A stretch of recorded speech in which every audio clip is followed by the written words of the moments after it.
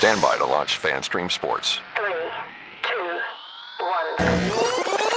1. Let's start. Hello, sports fans. Welcome to FanStream Sports. Nothing but pure sports. This is the JP Show. JP, it is so good to hear you back on the air. Stand by. Now, here's JP. Good morning, Tampa Bay. Welcome into the JP Peterson Show right here on FanStream Sports. You may notice one weird thing. I am not JP Peterson. I am much better looking and much younger, by the way. JP is, how should I put this, cruising? JP's on a cruise the last couple of days and through the weekend with his lovely bride. To be Ashley and the family, and decided cruising and the girlfriend / fiance's family was more important than doing a show and talking Bucks, talking Lightning, talking Rays Stadium. And look, you guys know how passionate JP is about this Rays Stadium issue. So I'm going to come on here for just a few minutes to open the show, and then we are going to rerun Wednesday's episode, part of it, because that episode was literally dedicated to the new stadium deal falling through. Well, at the time, the potential of it falling through, as he had on county commissioners from both Pinellas County and Hillsborough County. A couple of great guys. We'll replay all of that for you here. But I did want to come on live and say, good morning, Tampa Bay. How is everybody doing? It's good to have you in here. JP will be back along with me on Monday for another live show. Wasn't sure this morning if you guys wanted to talk much about the Tampa Bay Lightning as they fall to the Blue Jackets last night in overtime, 7-6. Are we sure that wasn't like a football game? Both the Blue Jackets and the Lightning scoring more points than the Dallas Cowboys can lately. And then, of course, you've got the Buccaneers on Sunday, 1 p.m. Eastern time at the New York Giants. We have beat that game into a bloody pulp as we've got Tommy Cutlets starting for the Giants. Daniel Jones, future Hall of Famer Daniel Jones, by the way. I used to say that in jest, but I don't know anymore.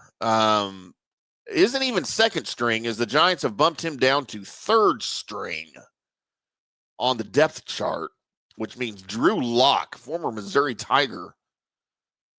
Drew Lock will be your second string quarterback if anything happens to Tommy DeVito during the game against the Buccaneers. And we've talked about it ad nauseum here on the show and on the Tampa Bay Buccaneers Daily Blitz podcast, also at FanStream Sports. You guys make sure you go check that out. That is hosted by the lovely and talented me. That this game should not even be a speed bump. It shouldn't be a dip in the road. It shouldn't be a pothole for the Bucs. It should be something that that they don't even realize they're playing in. It should be so easy. The wild card in all of this, it's going to be Todd Bowles' defense, of course, and we talk about that. Hello, Richard Bolt. Welcome to you. Has the stadium deal officially been killed? That is what we are hearing. That is what JP wanted to come on this morning to talk about because he predicted it.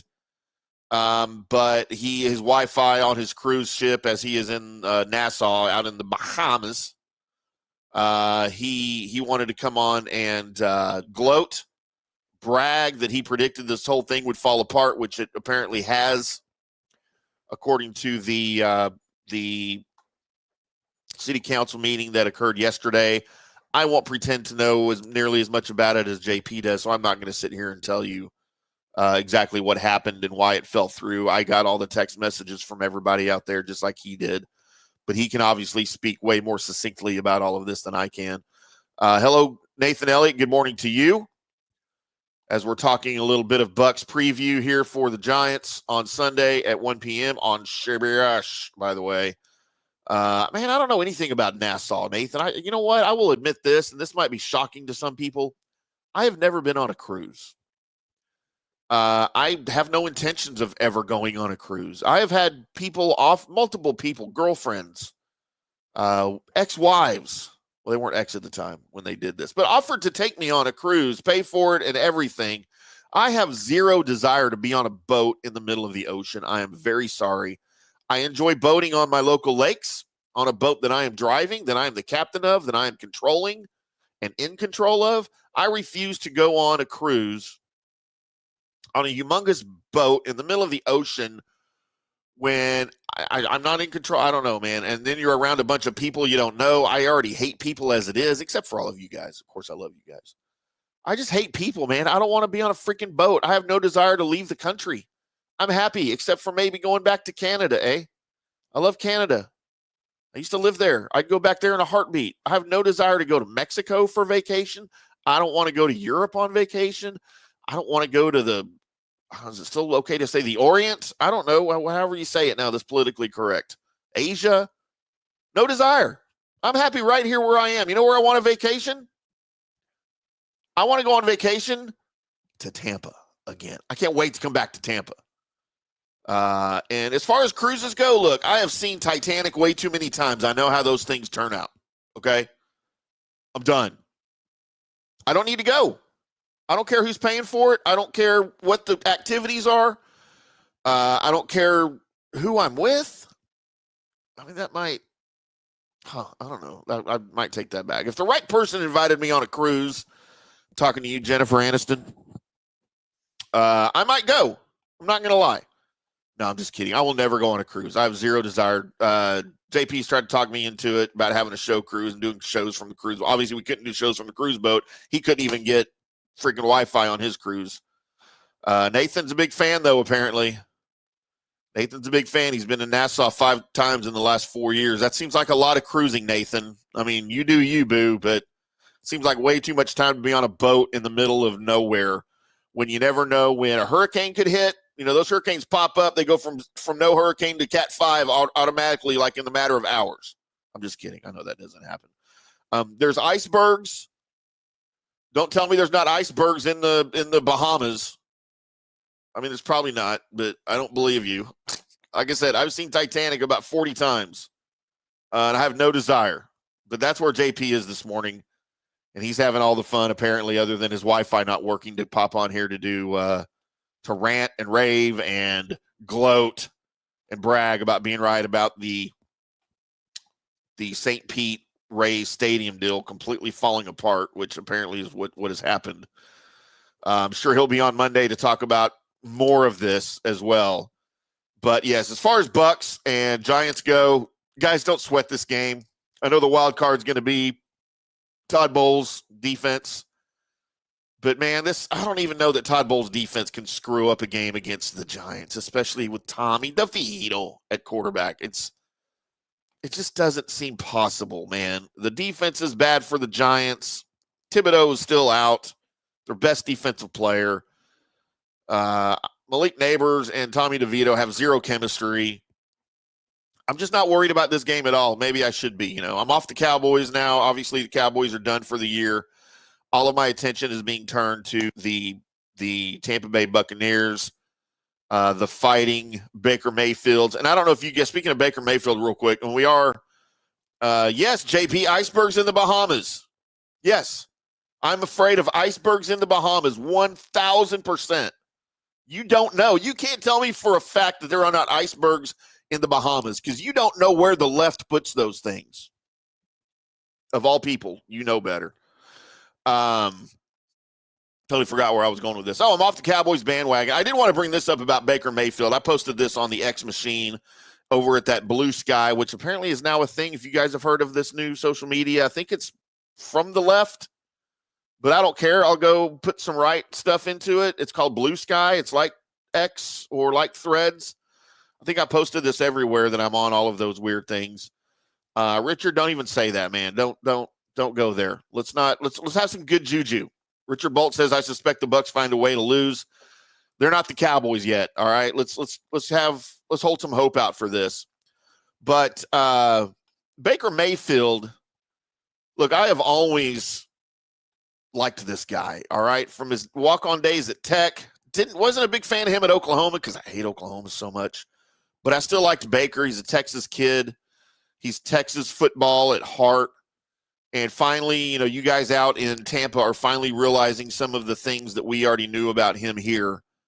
If y'all haven't heard the story, there was a very small high school football team, a high school here in Texas, kind of out in the middle of nowhere. I don't know what their classification was, if they were just a small 1A, 2A, whatever it was. They did not have money from the school district to continue their football season this year. They didn't have money for travel. They didn't have money to clean their uniforms. They didn't have money for new equipment that they needed. They ran out of footballs. It was a huge thing. And Baker Mayfield donated almost $20,000 to the football team and to the school. It wasn't just football, it's for other things too. But that enabled that football team, that high school football team, to finish their season, to buy the new equipment, buy the footballs, to continue practice, refreshments for the team, all that stuff, travel for some of the parents to go to the games, the road games. Guys, they just won their classification of the Texas State Football Championship. And it was because of Baker Mayfield. When you try to talk to Baker about this, he doesn't even discuss it. He shies away from it. He doesn't want the attention. He wants the attention on those kids and what they just accomplished. And that, boys and girls, is who Baker Mayfield really is. And he's a good dude. I've said this from the get-go since he started his career up in Cleveland. Look, I've bought 2 Cleveland Browns jerseys my entire life. I don't give a crap about the Cleveland Browns. I cover the Cleveland Browns for Athlon Sports. I don't give a crap about the Cleveland Browns. I've bought 2 jerseys in my life that are Cleveland Browns jerseys. Johnny Football, of course, he was supposed to take over the NFL and be the next greatest thing. And then Baker Mayfield. So, yes, I have a Johnny Manziel and a Baker Mayfield Cleveland Browns jerseys in my closet right now, as we actually probably my son's closet because he wears them more than I do. But, yeah, just I wanted to shed a little bit of light for you guys and Baker Mayfield and who he is kind of behind the scenes. And I know you deal with that in Tampa a little bit too. I know he did some great stuff for the hurricane relief along with the team and some of the other players. I get that. But as far as things, he's not even in Texas anymore. He's not playing for a Texas team.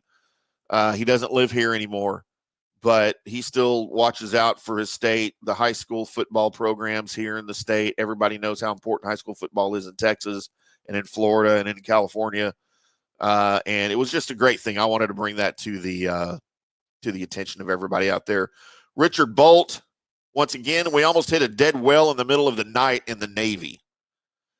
Now, did y'all have that like on sonar or something? Couldn't you just see it and blow it up before you got to it?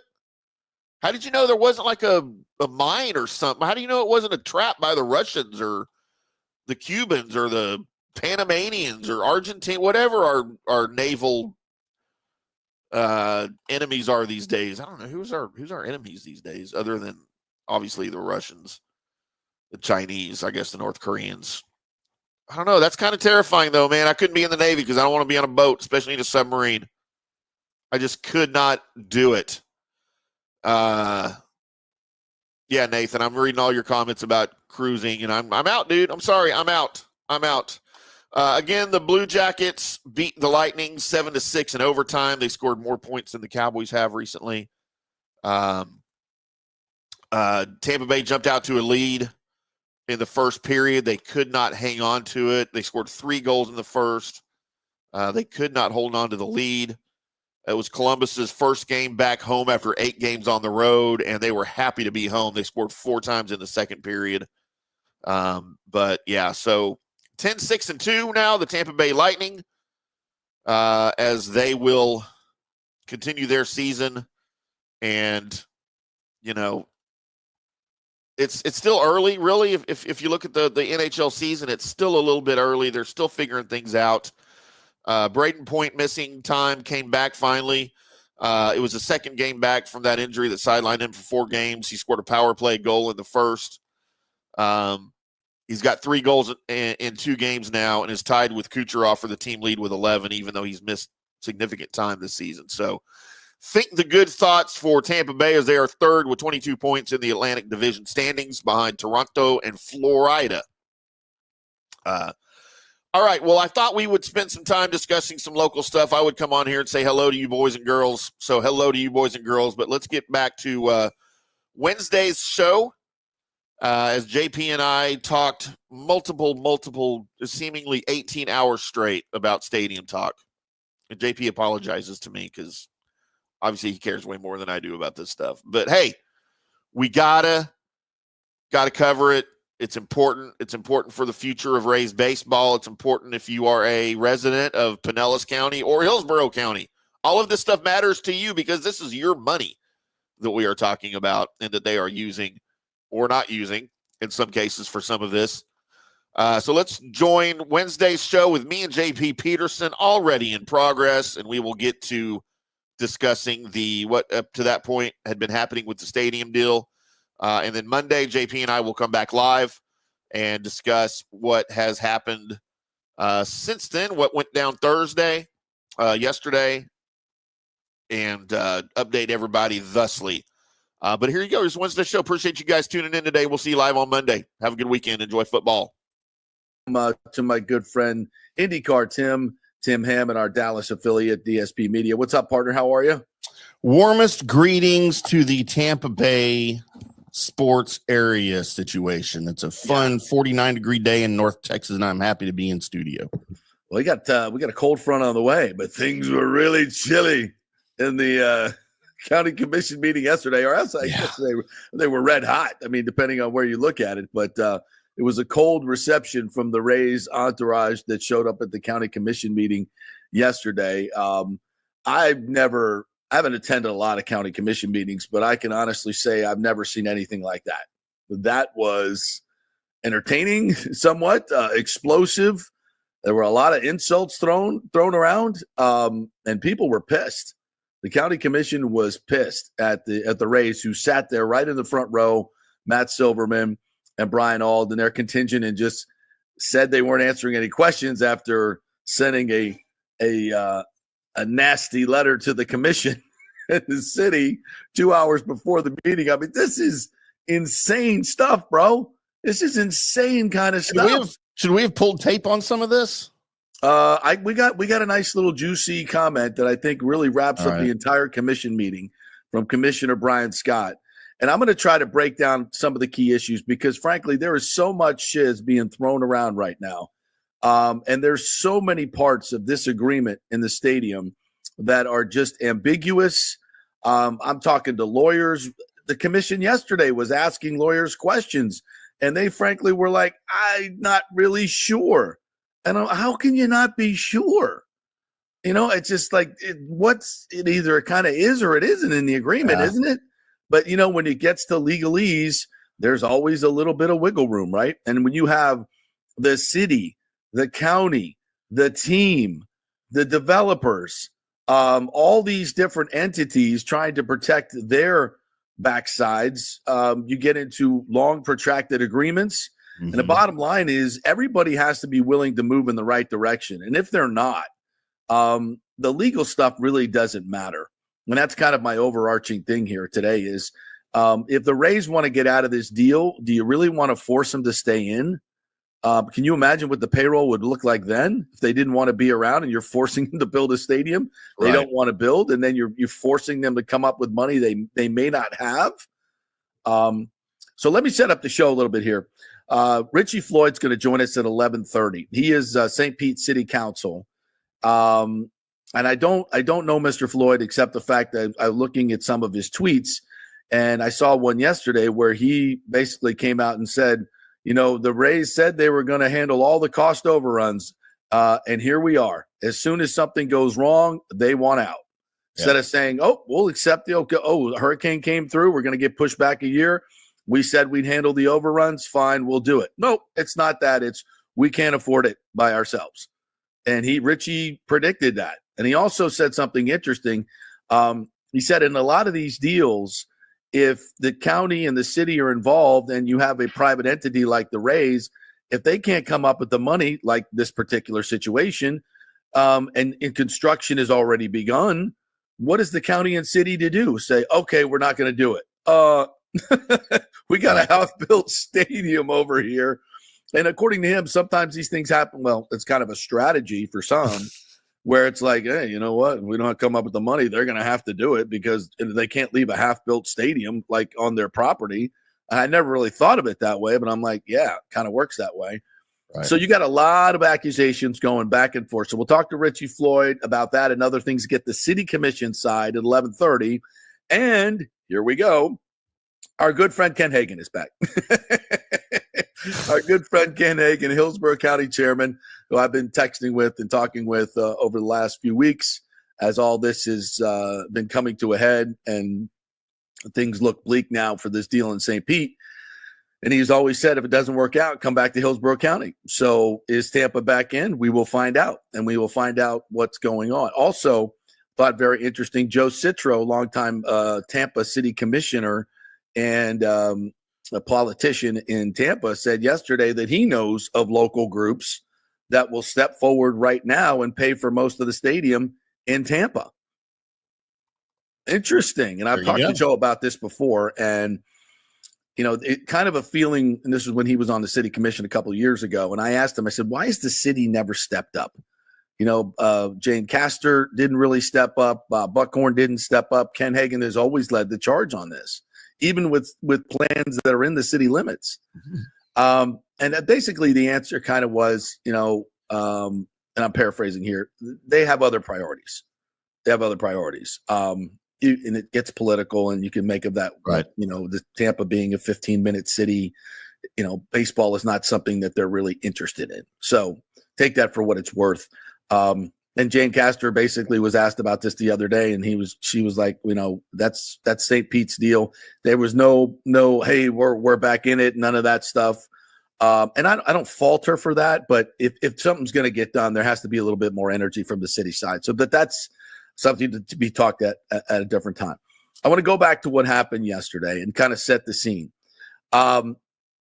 So the Rays, obviously, in the Sunday paper, basically sent out a message to the county and painted them as the bad guys and bad partners. And Chris Lotfula, who we had on yesterday, incredible interview. If you missed it, go check it out on our podcast page, Twitter, Facebook, wherever. It really, really interesting. It take you inside what's going on in the commission. And at the end of the interview, he said something I thought was really interesting, is that if the Rays go to Tampa, he's okay with it, because then they don't have to spend all this money on a stadium and their constituents can still go to games, and they can use that money for something their constituents would much rather see used for. And that's when we get into what the money could be used for, but beach renourishment, it can be used for. And that's one of the big sticking points. Mm-hmm. We'll talk about that a little bit later on. So basically the Rays, sent this shot across the bow through the advocates at the Times, John Romano, and they, basically said, if the county's bad partners, Chris Lotfula is the villain. They're the reason this whole thing is falling apart. And that, Chris Lotfula is getting death threats, and having people having to be arrested. I mean, crazy stuff. And in my opinion, unfairly so, the Pinellas County Commission was targeted, and they fired back yesterday big time, as they should, because in my estimation, the Rays are the ones pulling out of this deal. And that's what I see. And let's go to this letter from yesterday. I'm just going to read here the basic point. So it's, Dear Pinellas County Commissioners, thank you for the invitation, blah, blah, blah, blah, blah. We wish to clear up some apparent misunderstandings. Baycare Ballpark in Pinellas County and other ballparks in Tampa Bay region were considered as potential homes. We determined that we could not get Baycare Ballpark into a condition where it could host Major League Baseball games in March. So they chose Steinbrenner Field. All fine with that. And by the way, this whole idea of the bed tax, and Chris Loppola is very much on top of that. And he wants them to play in Pinellas while the stadium's being built. I get that. I think it's a bad idea.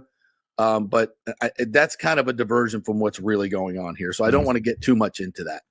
It wasn't an option. Major League Baseball probably made that decision more than the Rays. So let's just table that. The Rays said, we've been in regular communication with county commissioners and the county administrator over the last weeks and months. They've returned every phone call and message. Well, according to the folks that did the press conference the other day, that's not the case. They feel like they have not been a quote partner, and that the Rays have not partnered with them in some of these decisions that they have made, including going over to Steinbrenner Field, just to keep them abreast of what's going on, or their position that this, it's going to cost them more money and they want out, which isn't quite an official position yet. Right. Prior to the following hurricanes Helene and Milton, the Rays successfully met every one of their obligations required to move forward. Those include completing 50% of design documents, securing financing, and more. Now, there were some questions yesterday at the committee meeting whether the Rays had put up the requisite $100 million in escrow. The attorney, I think, said they had not or did not know. So that seems to be a little bit unclear. And then we get down to the money part here. It says, we have informed the county administrator and St. Pete Mayor Ken Welch the county's failure to finalize the bonds last month ended the ability for a 2028 delivery of the ballpark.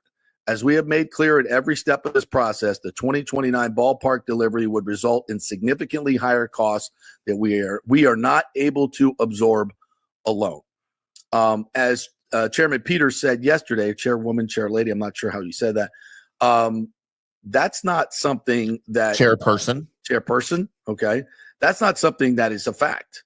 Okay. It's not. I mean, as she mentioned, the new administration coming in, interest rates will likely go down. Construction costs will go down because the cost of fuel will likely go down. So that means cost of construction materials will likely go down.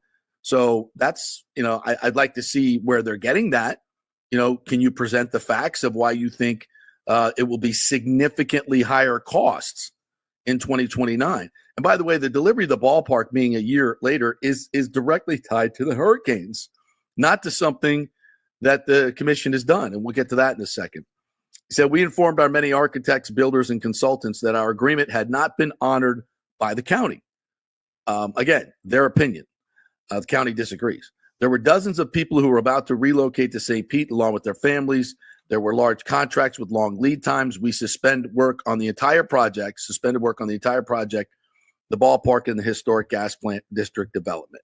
The Rays organization is saddened and stunned by this unfortunate turn of events. We have put in decades of work and spent more than $50 million to bring this historic project to reality, a project that has been approved by the city of St. Pete and Pinellas County. Now that enormous investment of human and financial capital has been jeopardized by the county's failure to live up to its July agreement. We remain grateful to our fans and our entire community while we are focused on preparing for a unique 2025 season. We stand ready to work on a new solution with any and all willing partners to preserve the future of Major League Baseball in Tampa Bay for generations to come. Sincerely, Brian Auld, Matt Silverman. So I'll read that again. We stand ready to work on a new solution with any and all willing partners to preserve the future of Major League Baseball in Tampa Bay for generations to come. Now, a couple of points here. First of all, there is no deadline that the county has missed. Okay? Contractually. Mm-hmm. There is no deadline. The only sort of deadline that's in there, depending on which lawyer you talk to, is March 31st. But everyone agrees, the county attorney agrees, because this question was asked many times. The deadline was in March. So the county commission felt, rightfully so, that they had time to get these bonds done. And in talking with Chris Latvala and listening to the commissioners yesterday, this was never even we're going to vote no. We're going to vote no. And I understand a couple of the new members are leaning that way. I get that. But there was no vote yesterday. It was just delayed again to December 17th. But more than anything, they just wanted to pause and say, hey, man, can you give us a little moment here? Because we're still figuring out how we're going to pay for it. Are we going to bond it? Because right now it's a 30-year bond. Now, a 30-year bond is going to cost you another double in interest. And yesterday, the commission said, for the first time I've ever heard them say this, they don't want to pay the interest. They want to pay it off early, which begs the question, why do 30-year bonds then? Why not just set up the financing where you're giving the money, as the commissioner said yesterday, we got $180 million to give them. We'll give them that, then we'll go borrow the rest and then pay it off next year or 2 years so we avoid all these interest penalties. Super smart idea. But it's things like this that they're still mulling over because they don't know how much they're going to have to pay for the renourishment of the beaches, which this tourist development money can be used for. So basically they were going, hey, man, can you just give us a month so we can figure out how we're going to pay you? And the Rays went, no, we're done. We're done. No, you missed it. No, we're done. No, we're out. We're out. We're out. Which is ridiculous. Ridiculous. How could you not just give a little deference to a county that just went through 2 major hurricanes? Does this sound crazy, Tim? Crazy is not the word to describe it. This sounds just ridiculous. I mean, and I'm sure I'll think of a better adjective than ridiculous, but that's what this is right now. Like, I don't know that people outside of Tampa understand exactly how ridiculous this is. What does it look like? It must look like what a bunch of buffoons and clowns. You know, and again, I'm trying to be very respectful here to Mr. Sternberg, but he has always been the issue. I had another person text me, last night and said, please don't use my name, but I've dealt with Stu in legal and business for years and years and years. And you're spot on, JP. You're spot on. Everything is always a one-way discussion with the Rays. What can you do for us? And it's never a partnership. And this is just another example of that, in my opinion, where the Rays, the deadlines have not been contractually violated here. It just didn't go the way they wanted to. And cost overruns are now a possibility, which they said they would pay for in return for getting this huge real estate windfall. So the Rays are basically like, oh, we're going to make a lot of money on this deal. So tell you what, we want to control everything, and we'll do the cost overruns if we make all this money, this $700 to $800 million they're going to make, allegedly. That's the estimate on the real estate deal. Okay, so that was the trade-off. So you still want to keep the real estate deal and get the trade-off, but now you don't want to pay for the cost overruns. And so here's the smoking gun yesterday from the meeting. I think Brian Scott, the commissioner, who's, by the way, is for the deal. Remember, while you're listening to them, he's going to vote yes. But he excoriated the Rays and Stu Sternberg for the way they're handling this. And they are the ones, and this is what I told you 2 months ago. They're going to try to back out on this deal. So keep the real estate money, sell the team, or move to Tampa or go somewhere else. I warned you. I thought that was a possibility. I'm not saying that's definitely going to happen. I'm not reporting it's going to happen, but reading the tea leaves and talking to the people I've spoken to who have been inside this for a long time, that's what they were telling me. That's where they thought the outcome was going. And I shared that with you guys. Mm-hmm. And so that's what they're trying to do now.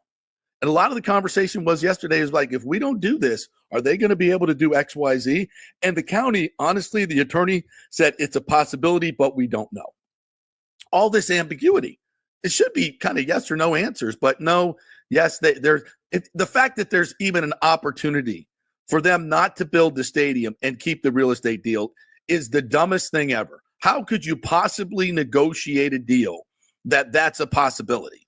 And the reason is, as I told you all along, Mayor Ken Welch gave them everything they asked for.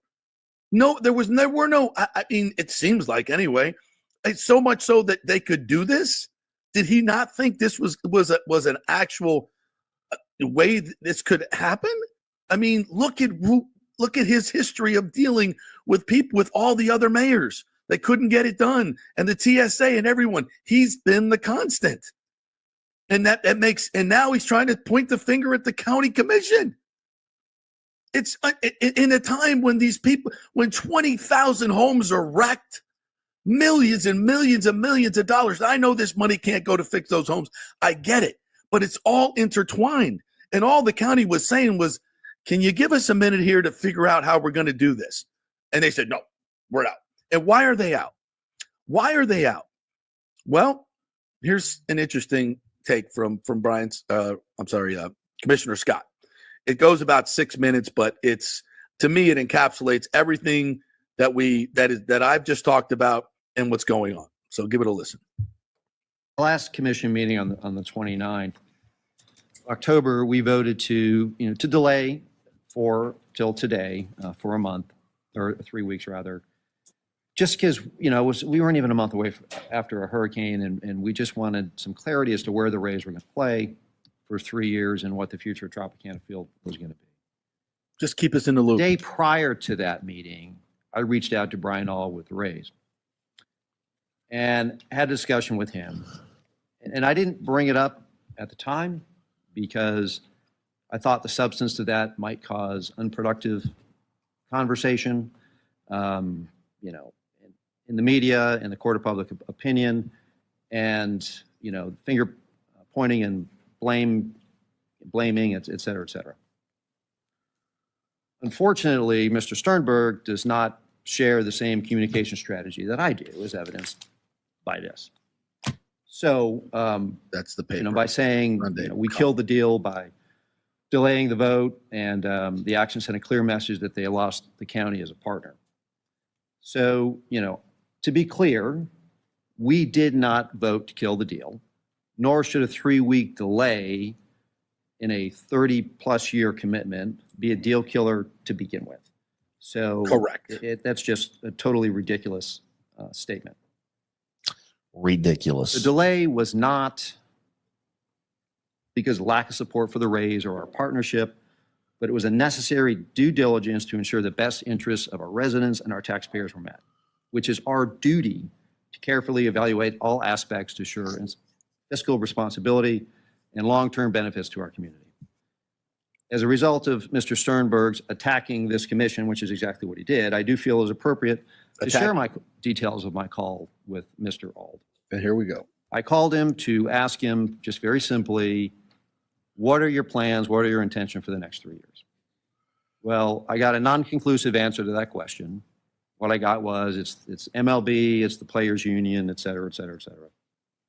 So I further pressed him and said, look, myself and likely a lot of other elected officials would find some confidence and some comfort if you could just make a public statement affirming the partnership with the county and the city, and saying that while there's still a lot of unknowns, you can't make any specific commitments of where you're going to play. Your first priority would be to play in Pinellas County, or at least stay in the region and play as close to Pinellas County as you possibly could. And that further, you know, putting some heads in beds for help our hotel occupancy would help us pay for the stadium.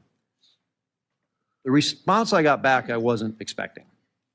The response I got back was, I'm doing everything I can to hold this deal together because our revenue projections and our cost estimates have all gone in the wrong direction, and we are on the hook for all cost overruns.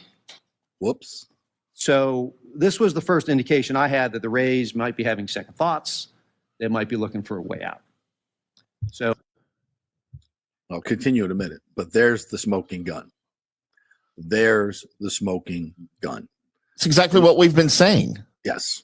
In a vulnerable moment, Brian Ald said to, and Brian's this kind of guy, and I want to say this, Brian and I had a great relationship, and Matt Silverman, we had a great relationship for a long time. When I started trying to expose all these things of what the problem is with, when we went through the Hillsborough County thing and all these other things, and for those that don't know, Brian Ald is kind of co-president of the club, right? And I believe, just like Chris Lopfula said yesterday, and I echo these sentiments, I believe Matt Silverman and Brian Ald have the best interest of Tampa Bay and St. Pete in mind. I really do. I think they're really good people. I think they're upstanding people, but I think they work for a guy that has different priorities, and that's a tough spot to be in. And when I hear, I've had discussions with Brian and Matt in these type of things years ago, where they're trying to smooth over things that Stu has done in the public. They're the guys that are out, are sent out into the into the fields, into the foxholes. They do all the dirty work within the community, and they have to take all the shots from people like me, and who show up at these meetings and question them. And it's hard work. And so in this vulnerable moment with Commissioner Scott, he's like, listen, man, I'm trying to keep this deal together. Subtext, Stu's going nuts. He doesn't like it. Blah, blah, blah. Things are going bad. Everybody, right? That's my interpretation, by the way. That's not something he said, to be clear. But this is kind of how I interpret it. And he said, listen, our projections are going the wrong way, man. Costs and everything else, it doesn't look good. I'm trying to keep this thing together. And to Commissioner Scott's credit, he's like, oops, light bulb went off. They're trying to get out of this deal. They're trying to get out of this deal. Something we warned about. Yep. And whether it was premeditated or it was actually hand forced by the Hurricanes, I have my doubts. I think this was always going to be how this went down. It's happening. And it's the Rays that are to blame for pulling out because things are getting a little sticky, not the commissioners. And that is at the crux of this whole thing. And if you don't have willing partners on any side, something this big and monstrous and the money, the biggest expenditure from the county and city in history, it's going to be a disaster. And the fact and the reason I've always thought it's going to be a disaster because the deal was so bad from the beginning. It was going to be exposed at some point. They got it, because the media never really got on board with a lot of this stuff, the mainstream media, and you kept, getting fed rainbows and lollipops. And I kept saying, and a lot of other people kept saying, this is not good. This is not good. Not going to hold up. Finally, it's being exposed for what it is, a horrible deal. And whether it was done before or with a new commission coming in, it's being exposed. And in the end, the people of St. Pete and the people of Tampa may, in the end, we'll see how it works out, benefit from this. But let him continue. Well, I called the only person I could talk to about this, which was Barry Burton. So I thought it was important for him as the chief negotiator of the deal to know that this deal may be going south. They may be sticking their toe in the water in other markets, or they may want to renegotiate this deal. And by sticking their toe in other markets, I'm not talking about Tampa. But it's Tampa. But based on that call with Brian Auld, the day before we voted to delay it, 3 weeks before this garbage appears in the Tampa Bay Times. Garbage. At this point, you can only conclude one of a couple of things. Either Sternberg wants out of the deal, he wants to renegotiate the deal, ding, ding, and he wants to hang the failure on the county commission. Ding, ding, ding. Particularly, I believe, our newest members, okay, Ding, ding, who ding. I think he's counting on to vote no, personally. So I don't know where we're ultimately going to go with this today, but I just want to maybe a word of advice to my newest colleagues here is I would ask you to just think very, very seriously about how you vote on this. Because your opportunity to put your imprint on a generational project this big does not come around often. You guys were just sworn in last night. This may very well be the biggest vote of your political career. No question. When you look back on this in 10, 20, or 30 years, I want you to be able to do it with the conviction that you did everything you could to maximize the potential in your community. And how you vote on this may define you for the rest of your political life. So just think about it very, very seriously, however you decide to vote on that. So in July, we voted, this body, not unanimously, but we voted for the stadium to fund that stadium project. Whether we like Stu Sternberg or not, and right now I don't like him a whole lot, we have an obligation to follow through with that. He still wants because that decision affects business investment, economic development, and employment. For businesses to thrive and just not survive, to function properly, to be able to make long-term strategic commitments and be able to realize a return on those investments, they've got to have certainty, not indecision. It would be irresponsible for us to back out of that now. This is not about Stu Sternberg. It's about a $6.5 billion project. All right. So there's, he even as he excoriates Sternberg and the way the Rays have handled this and their disingenuousness, he says, I still want to vote for it. And I would say, and there were, I thought chairwoman, lady person, whenever Peters did a masterful job. I love to hear from all the commissioners. I think they're really honest brokers and they're dealing with a weighty subject. And the ones that were for it, honestly, were extremely persuasive. But I would say one thing, that's still old allegory. I think it's a Bible story about, I saw a frozen snake and I picked it up and I brought it back to life and I nurtured it and then it bit me. And well, of course it bit you. It's a snake. Mm-hmm. And if you're going to, and this is what I warned about Go look at the filings from his partners that he's dealt with. Go talk to everybody he's ever dealt with in this. And then again, this is not personal. This is just covering the story. I've talked to these people, and it all comes back to the same thing, that it's not going to end well for you. And it hasn't ended well in this situation. And to me, Major League Baseball has got to step up here. This is an embarrassment to baseball for an owner to attack a commission like this, who is really just doing their due diligence. And I know it's all been agreed on, but things change. Major things have changed. And you have to be in this whole process. Sure, there are legal agreements, but in any part of it, you don't have to go by every little bit. If you want to get the job done, you all got to come together and be going in the same direction. And when these little things come up, like delays, you do exactly what Brian Scott asked him to do.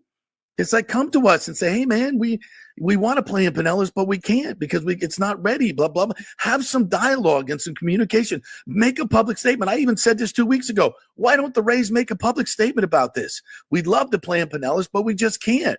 We want to give I know they're giving us money. Here's what we're going to do. We're going to come up with great ticket packages where you have to stay at the beach if you're coming to the game. If you're coming into you don't have to, but we're going to encourage you through ticket pricing that if you come to use our Pinellas Beaches ticket package, you're going to go to the game in Tampa, but you're going to stay at the beach. Do you think these commissioners would have taken this tone had they done that? No. That's what a good partner would do.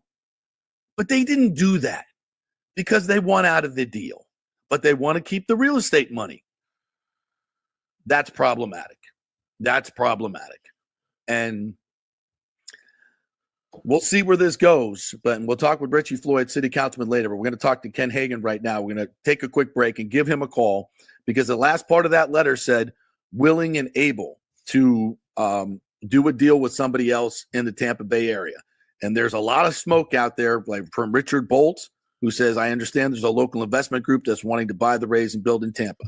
I've been talking about this for a long time.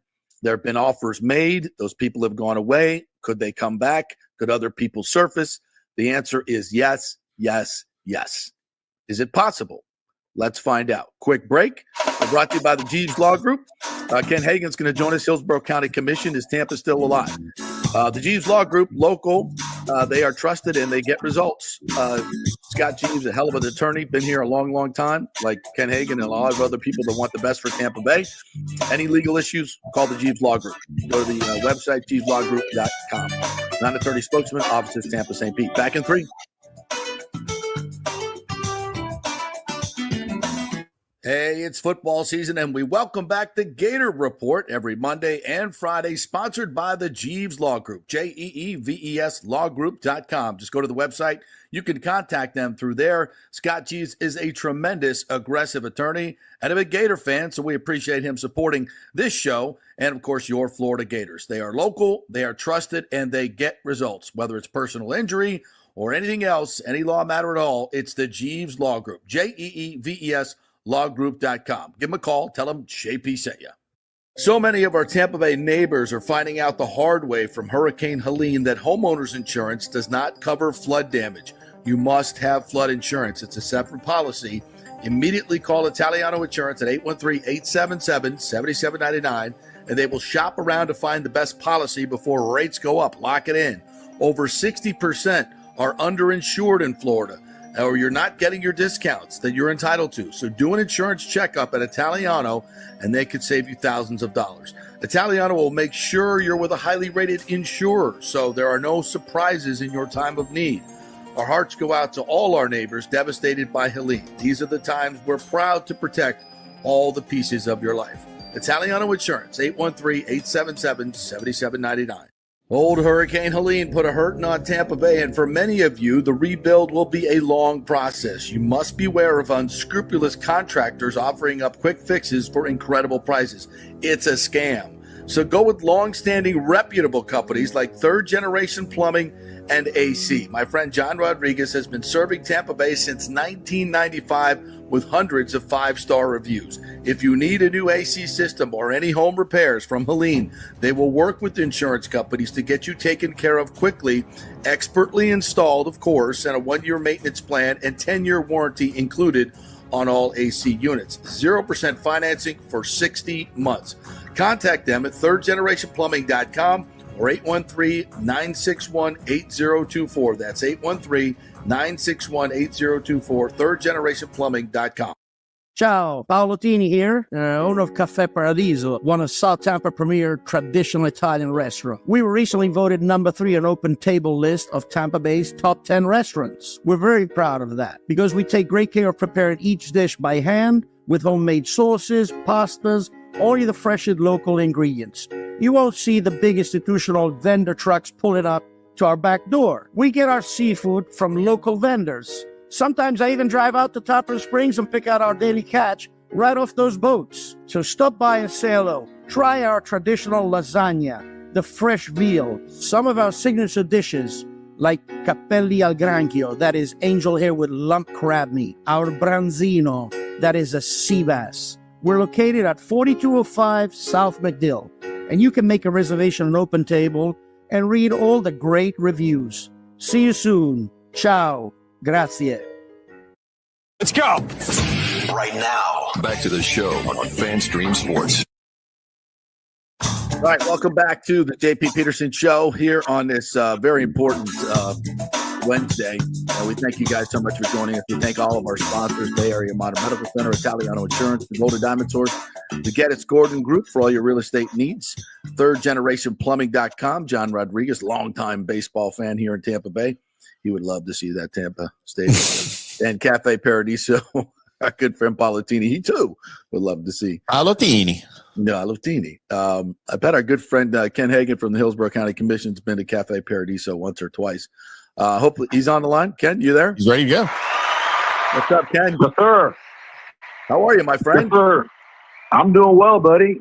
How you been? Oh, man, up in it, man. Up in it. I got to first say one thing, because you've been in politics for a long, long time. And I sat through a full commission meeting yesterday for the first time. And good Lord, my man, you don't get paid enough. How the hell do you sit through those things and all the public comments? Whatever they're paying you, it ain't enough. That's crazy stuff. That's an understatement. Certainly requires a lot of patience and a lot of alcoholic beverages, if you will. Kind of gets you. I'll drink to that. All right. So first question. The first, is Tampa back in? Is Tampa available for business? Well, certainly that's my desire. Over the last couple of weeks, I've been laying the groundwork with our team.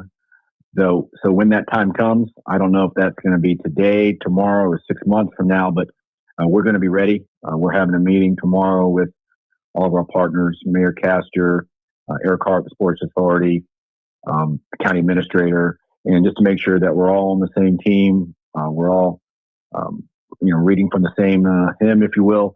And so I'm ready for that day. But again, right now, I do need to stress our primary focus right now is to ensure a seamless transition from Tropicana Field to Steinbrenner Field this season, working very closely with the New York Yankees, with the Rays, and with Major League Baseball to make sure that, again, that's a smooth transition, not only for the team, but more importantly for our fans. And I do want to give a shout out and a thanks to Hal Steinbrenner, Tony Bruno, and the entire Yankee organization, because if it were not for them, they would not be playing in Tampa this year. And so while Hillsborough County owns Steinbrenner Field, it's ultimately their decision. And they've been wonderful partners. And so I do want to thank them. But without a doubt, that's our primary focus right now. And a lot of work's going to end up going into that, particularly with the Sports Authority, with Eric Hart and his team. We're going to help out with operations and do everything we can to make this a seamless transition, to make it a successful season. I believe it'll sell out every game. I do, and it's going to be a wonderful experience. So that's what we're focusing on now. But when the time comes, we're going to be ready, and we're going to be respectful of the process. We're going to let things play out over in Pinellas and St. Pete. And should that opportunity come, we'll be ready. That's incredible stuff to hear that you guys are so proactive. And I think a lot of people your constituents are happy to hear that. And I'm going to get back to Steinbrenner in a moment. We'll celebrate what's about to happen there, as I think it's really cool. but I want to get to the primary question that I get all the time. Does Hillsborough have any money? And I've fought this for so long. Everybody, it's a false narrative. I say it's a false narrative that has been promulgated by the Rays and the Times and everybody else. There was no corporate support in Tampa. That's a lie. I was part of that. I know that's not true. That there's no money over here. As you've said many times, there's no upfront money, huge bubble of upfront money that you can take like St. Pete did, but it's a pay-as-you-go type thing and a true public-private partnership where everybody benefits, unlike this terrible deal that they tried to execute in St. Pete and is falling apart. So the question to you is, does Tampa and Hillsborough County, with a willing partner that may not be Stu Sternberg, do you have the ability to make this happen and everybody says with the Bucks maybe knocking on your door in a few years as well? Well, there's a lot to cover there, but number one, the devil is in the detail. The devil is in the details, which I've always said. Number two, I've always stated that first and foremost, we're going to protect the taxpayers. We're not going to offer something that it's a raw deal. And in our model, it is creative based. However, it is primarily driven by creating an entertainment district that's fee based by every beer, Coke, hot dog that's purchased. A portion goes toward the ballpark, similar model to Texas Rangers in Arlington. It would include, in all likelihood, creating a CDD where essentially the property owners are taxing themselves to go toward the facility. We'll be using tourist tax dollars that, again, have very limited uses. It cannot go toward schools or fire rescue or law enforcement. It has to be toward infrastructure, stadiums or marketing, and then ultimately creating a CRA, a community redevelopment area, where, again, those funds are limited to that particular area. And in our model, I guess the answer is we do not have the same upfront dollar capability and capacity as Pinellas. I admit that, always have. Mm-hmm. However, the offer that we made last year provided significantly more money than the offer in St. Pete. However, it did not include the same upfront money because, first and foremost, we're protecting the taxpayers, and it's you use the term pay-as-you-go, which is accurate. I like to use the term but for the development, we will not have the revenue streams. However, all the financial and economists that have been working on this model agree that when the ballpark is developed, the development is going to occur around it. It requires the team to put in more money up front and assume more of the risk on the front end. Right. But long term, they're going to make a hell of a lot more money. And so you have to have a willing and financially able partner to go with that model. And for whatever reason, both in 2019 and again last year, they essentially took their ball and went home and decided toward the St. Pete model, although by their own admission, they would earn significantly more money and be much more sustainable and profitable in Tampa in the long term. That's a great answer. So the answer is yes, you do have the money and the model that has worked in other places. And I think that's what's important here. It worked in Atlanta. It worked in Arlington. My co-host here, Tim, we've talked about this. It worked, right, Tim? And because there was a willing owner. Yes, because there was a willing owner, and both teams, or both parties, the city, the county, and the owner of the organization, whether it was Jerry Jones or Ray Davis with the Rangers, were able to come to an agreement, and it was sensible for both parties, and it worked. And it didn't take all of this back and forth and all of the what we have going on in Tampa right now. And as an outsider, not living there, it's honestly a little maddening. I'll be honest. Well, it certainly doesn't need to take 14 plus years. No. And I spent several years ago, I had the opportunity to spend a day with the Braves CEO and toured not only the ballpark, but the Battery, and it was briefed on the entire process. And in a nutshell, they brokered that deal in 2 months. Yep. And 2.5 years later, they were playing ball. They tripled their tax base. You see the incredible development that, again, that occurred, but for or only because of the ballpark. Yeah. It's a similar model, but the team came forward with their money up front. Let's make this deal work, and they had a sense of urgency. And for most of the 14 years, up until the last several years, that they really didn't share that sense of urgency to get something done. Now they do, without question. But if they would have had that same intensity and that same sense of urgency years ago, they'd already be playing in Ybor City. That's right. And everybody would be making money, and this would be a wonderful, wonderful situation. I don't think that's a point that needs to be just thrown under the rug, because all of what we're dealing with now, a stadium that that was well past its time, and there should have been more urgency. And with a responsible owner, in my opinion, they would have said this drop is not going to last. It's, and people could say all they want, like, who could have predicted that a hurricane would blow the roof off? Well, me, anyone with eyes, a fabric roof in Hurricane Alley. I mean, that's 10 years past its lifespan. It's pretty predictable, actually. So it happened, and now they have a lot more urgency, and which has kind of led to a lot of this. But a couple of the procedural questions. The SITS tax just passed again. Is that money usable for this particular project? Yes, it would be. Now, I will tell you, I mean, we've got some significant, challenges that are coming down the road with respect to Ray J, Amalie Arena. In addition to that, I'm championing two athletic facilities. One that's an indoor facility that would host everything from basketball, volleyball, cheerleading tournaments, and then an outdoor baseball, softball complex that we've got our consultant reports. We've set aside some seed money.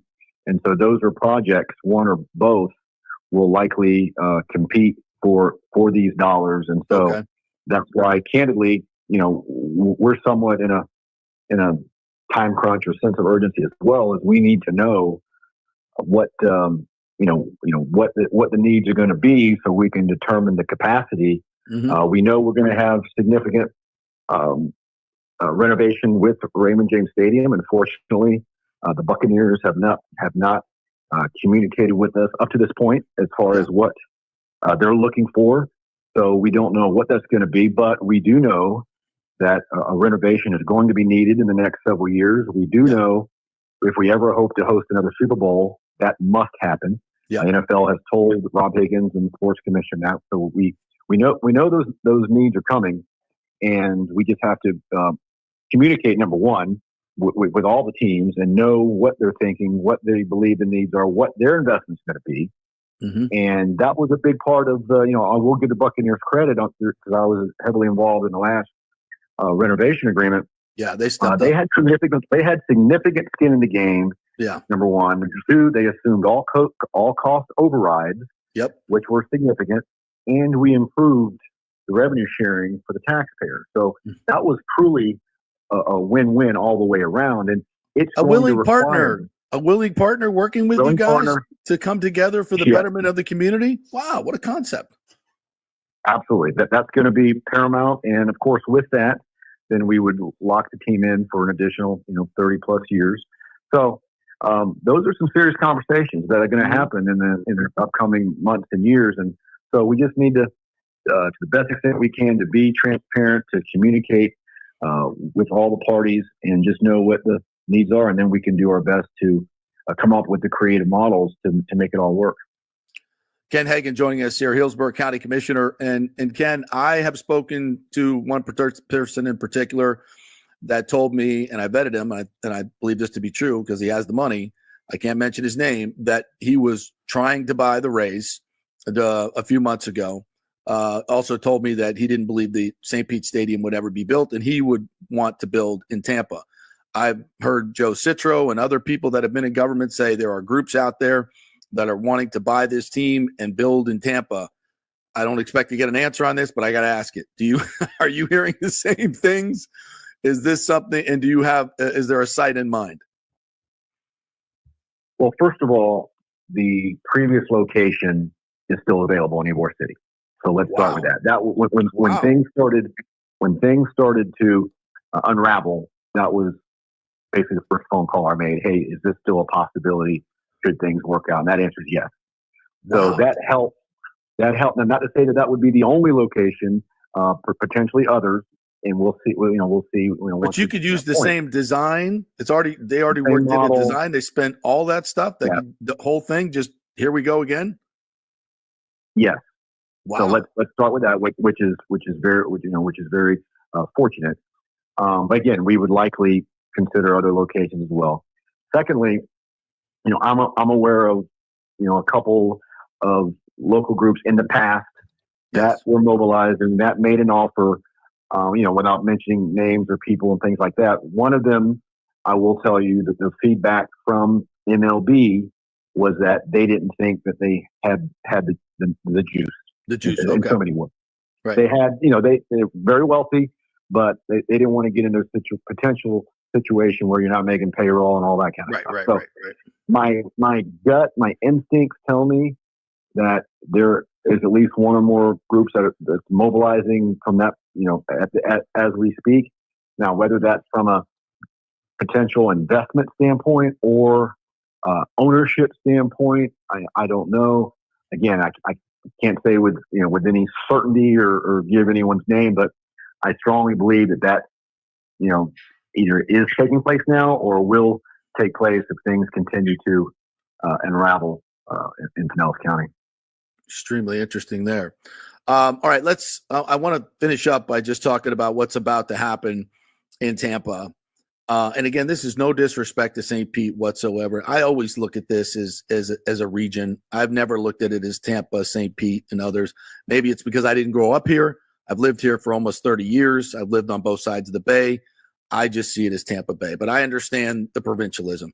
But I want to celebrate the fact that the folks in Hillsborough County have been supporting this Rays team for a long time, going to games and on TV, what have you. And now they're going to get an opportunity to support it with their dollars and their attendance. I spoke with Tino Martinez the other day, who played for the Yankees, played for the Rays, grew up here. No one knows the landscape better, has played in that stadium. He could not be more thrilled. He said those tickets will sell out in a heartbeat. It's going to be nuts. I mean, I'm a little afraid that Stu will price him through the roof and price everybody out, but hopefully that won't be the case. But what's about to happen here, I think, is spectacular. It'll be a packed house every night. It's going to be a vibe. And if a group comes forward and we're moving forward in Tampa, you are going to coalesce for 3 or 4 years in that really cool stadium, by the way, and moving towards something that is going to be in where it should have always been. To me, this is such a great opportunity for the Rays. It's what's always should have happened, and this team can move forward. And I hope, no disrespect, but I hope it's going to be with a new local owner or someone that really, really has Tampa Bay's best interest in mind. I think this could be an absolute bigger than Tino's grand slam in the World Series home run. Your thoughts? Well, first of all, it's going to be a smashing success. I'm 100% to that. I played not recently in the last few months. I played golf with Tino, and growing up we competed against each other. And great guy, and I know how strongly he wants the team to be on this side. I was with Fred McGriff just last night, and we were talking about it, and other athletes, Jason Romano, other local MLB stars that have shared similar sentiments. And one thing I do want to say, and I'm going to give the Rays credit, in that it really, I mean, again, from a fan perspective, from an elected official in Hillsborough County, I'm thrilled that it's going to be, at Steinbrenner Field right here in Tampa. But it really makes the most sense financially for the team. Steinbrenner Field is the highest capacity.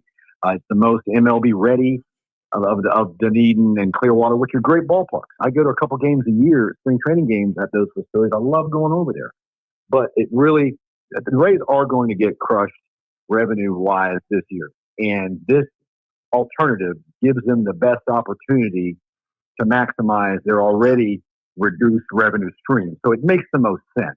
And that's why I don't blame some of the commissioners in Pinellas County. I know a lot of people do, but from an elected standpoint, they've got to look out for the taxpayers. They've got priorities.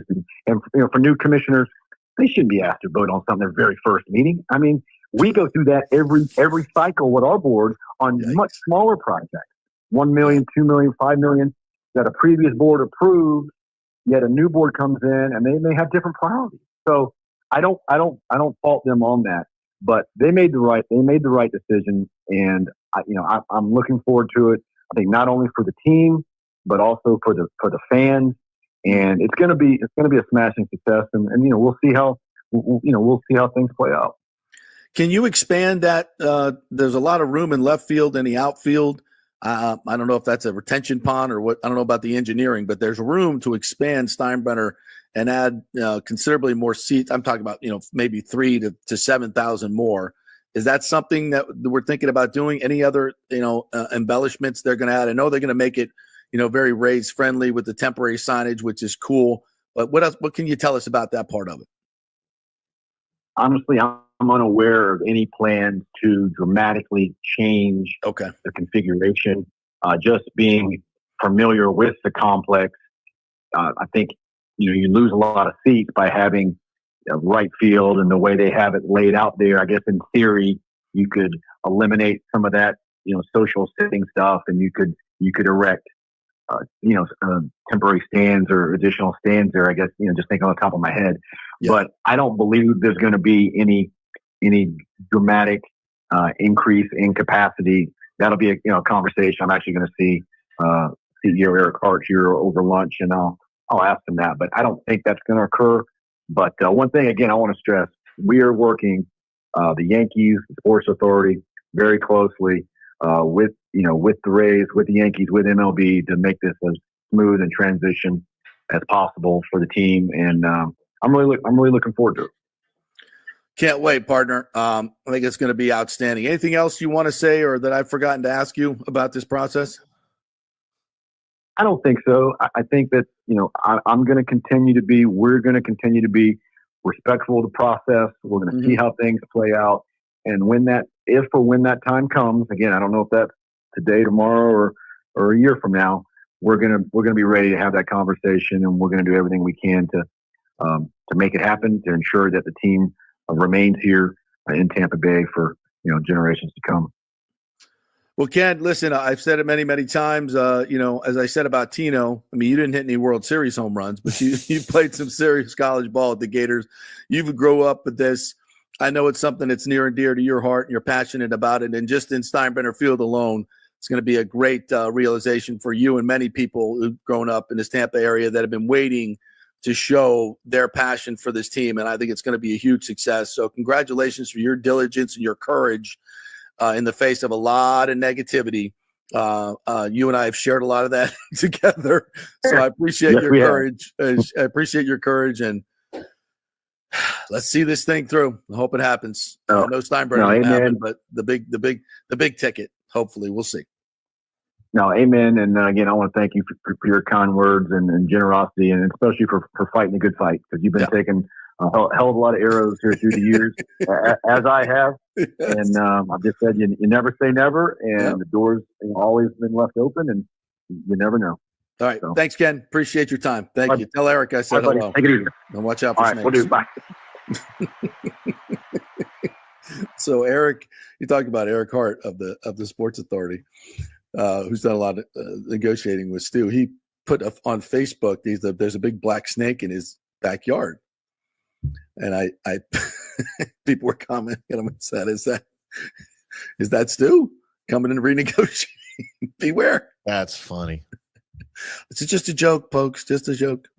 But yeah, I mean, that's exciting. So what did we learn there? The Ybor plan is still viable. Is that your favorite of the Tampa based plans as an Ybor City? What are they going to do about it? I like the waterfront idea. A stadium on the waterfront down by Channelside, which is only about a quarter mile from the Ybor site. Yeah, they're close, right? I love engaging the water in that area, and there'll be a big walk around, and big shops and everything right there on the water. You have all the idiots out in the boats trying to catch home run balls. Yeah, like have the marina. Means. Yeah, that's really cool. But I think, the fact that Ken mentioned that, and here's the deal with that. I mean, that's ready to go. You just pull it out of the drawer. The stadium has been designed for the most part. They spent a lot of money designing that stadium. The property's still available. The location is fantastic with, connecting Channelside to Ybor City. The prospects for what it's going to do in Ybor City is just amazing. It's great. There's great access, obviously, because you have 275 from the north, the Selman coming in. You got I-4 from the west. I mean, that's where all roads lead to. It's in the middle of the market. It's so much of the process has already been done, and the fact that it's still available is amazing, really. It takes so much time out of the ramp up. I mean, it's like It's ready to go. It's ready to go, and that's a huge part of it right there. So if you listen, the only thing that's missing right now is a dude with a lot of money. And there's a lot of guys like that floating around that want to get into major sports, especially here in the States. And it could be foreign ownership. At this point, I don't care. Just love Tampa Bay. To come in and, buy the team, and you got to have, like you said, you got to have deep pockets like a Jerry Jones, like a Ray Davies that just, they're not going to dicker with you on all this silly stuff. And, cost overruns now, I'm out. It's not happening. Oh, I don't have the money to put it up front, which I think he does have the money, but whatever. Right. This deal is ready made. And could it work with Stu?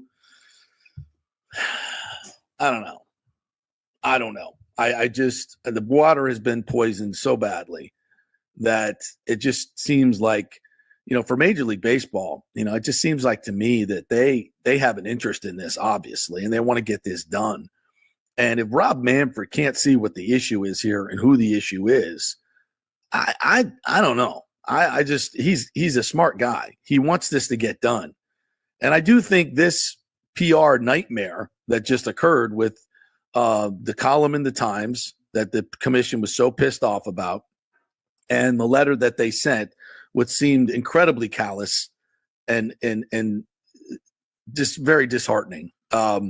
To know that, and the commissioners that you heard Commissioner Scott say it, and almost every commissioner echoed this, including the ones, and Chairman Peters said the same thing, and she's big time for it. She gave a great emotional plea to build it. Still, at the same time, excoriating Stu and the Rays for the way they vilified Pinellas County Commission and commissioners in particular. And I think she's 100% right. And I would say to her that, all those things that she said about building jobs and returning money on investment, all that can be done without a stadium. Great jobs and with a lot more coming back to the city and the county in guaranteed revenues, as opposed to working with someone that you just never know and wants everything. And this is, this is what you get. And I would just say you got to, yes, it's a very noble endeavor to build that in St. Pete and have that and the Rays and all that. It's a noble endeavor. I just think it's a really, really bad idea for all the, we've said it for many, many times, demographics and everything. They could do so much more there and accomplish all those same goals. It just may not be as sexy. And right? What an opportunity for a local guy or for any person to come in, because how rare is it that a very potential owner of a pro sports franchise can come in, buy the team, and build your own stadium immediately, and not have to deal with an older facility that now you have to plan in advance to replace and make it your own. You're coming in to buy the Rays and to build your stadium immediately and to win over a fan base immediately, by the way. Because, you build a stadium as a new owner, that's going to buy you some time to maybe have some losing seasons while you build up a roster, whatever you want to do personnel wise in the front office. Of course, they probably keep the majority of the guys that are there because they're not bad. But that's a pretty rare opportunity for a guy to come in and do both of those things at the same time. And I would think, especially with the area, with the market, that would be humongously appealing to somebody. Man, would you look like a white knight? And I'll tell you this is even more. If you just had, ridiculous money, you could come in, and there's the guy I know has ridiculous money. You could come in, buy the team, and you're playing in Steinbrenner this year, and you literally have the best pitching staff on paper in baseball.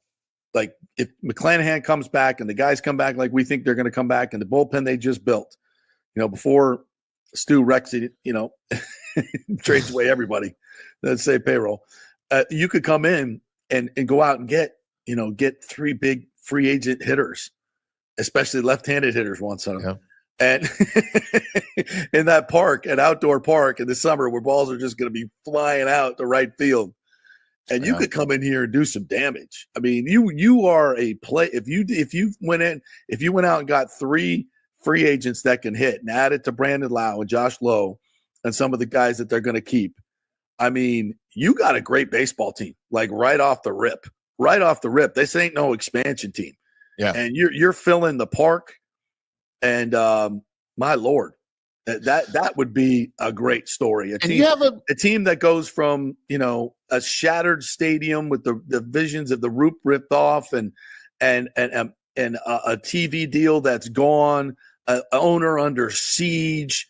Your best franchise player is arrested on gun charges and underage. I mean, it's a disaster. You have the worst offense in the history of baseball or close to it. It's a disaster.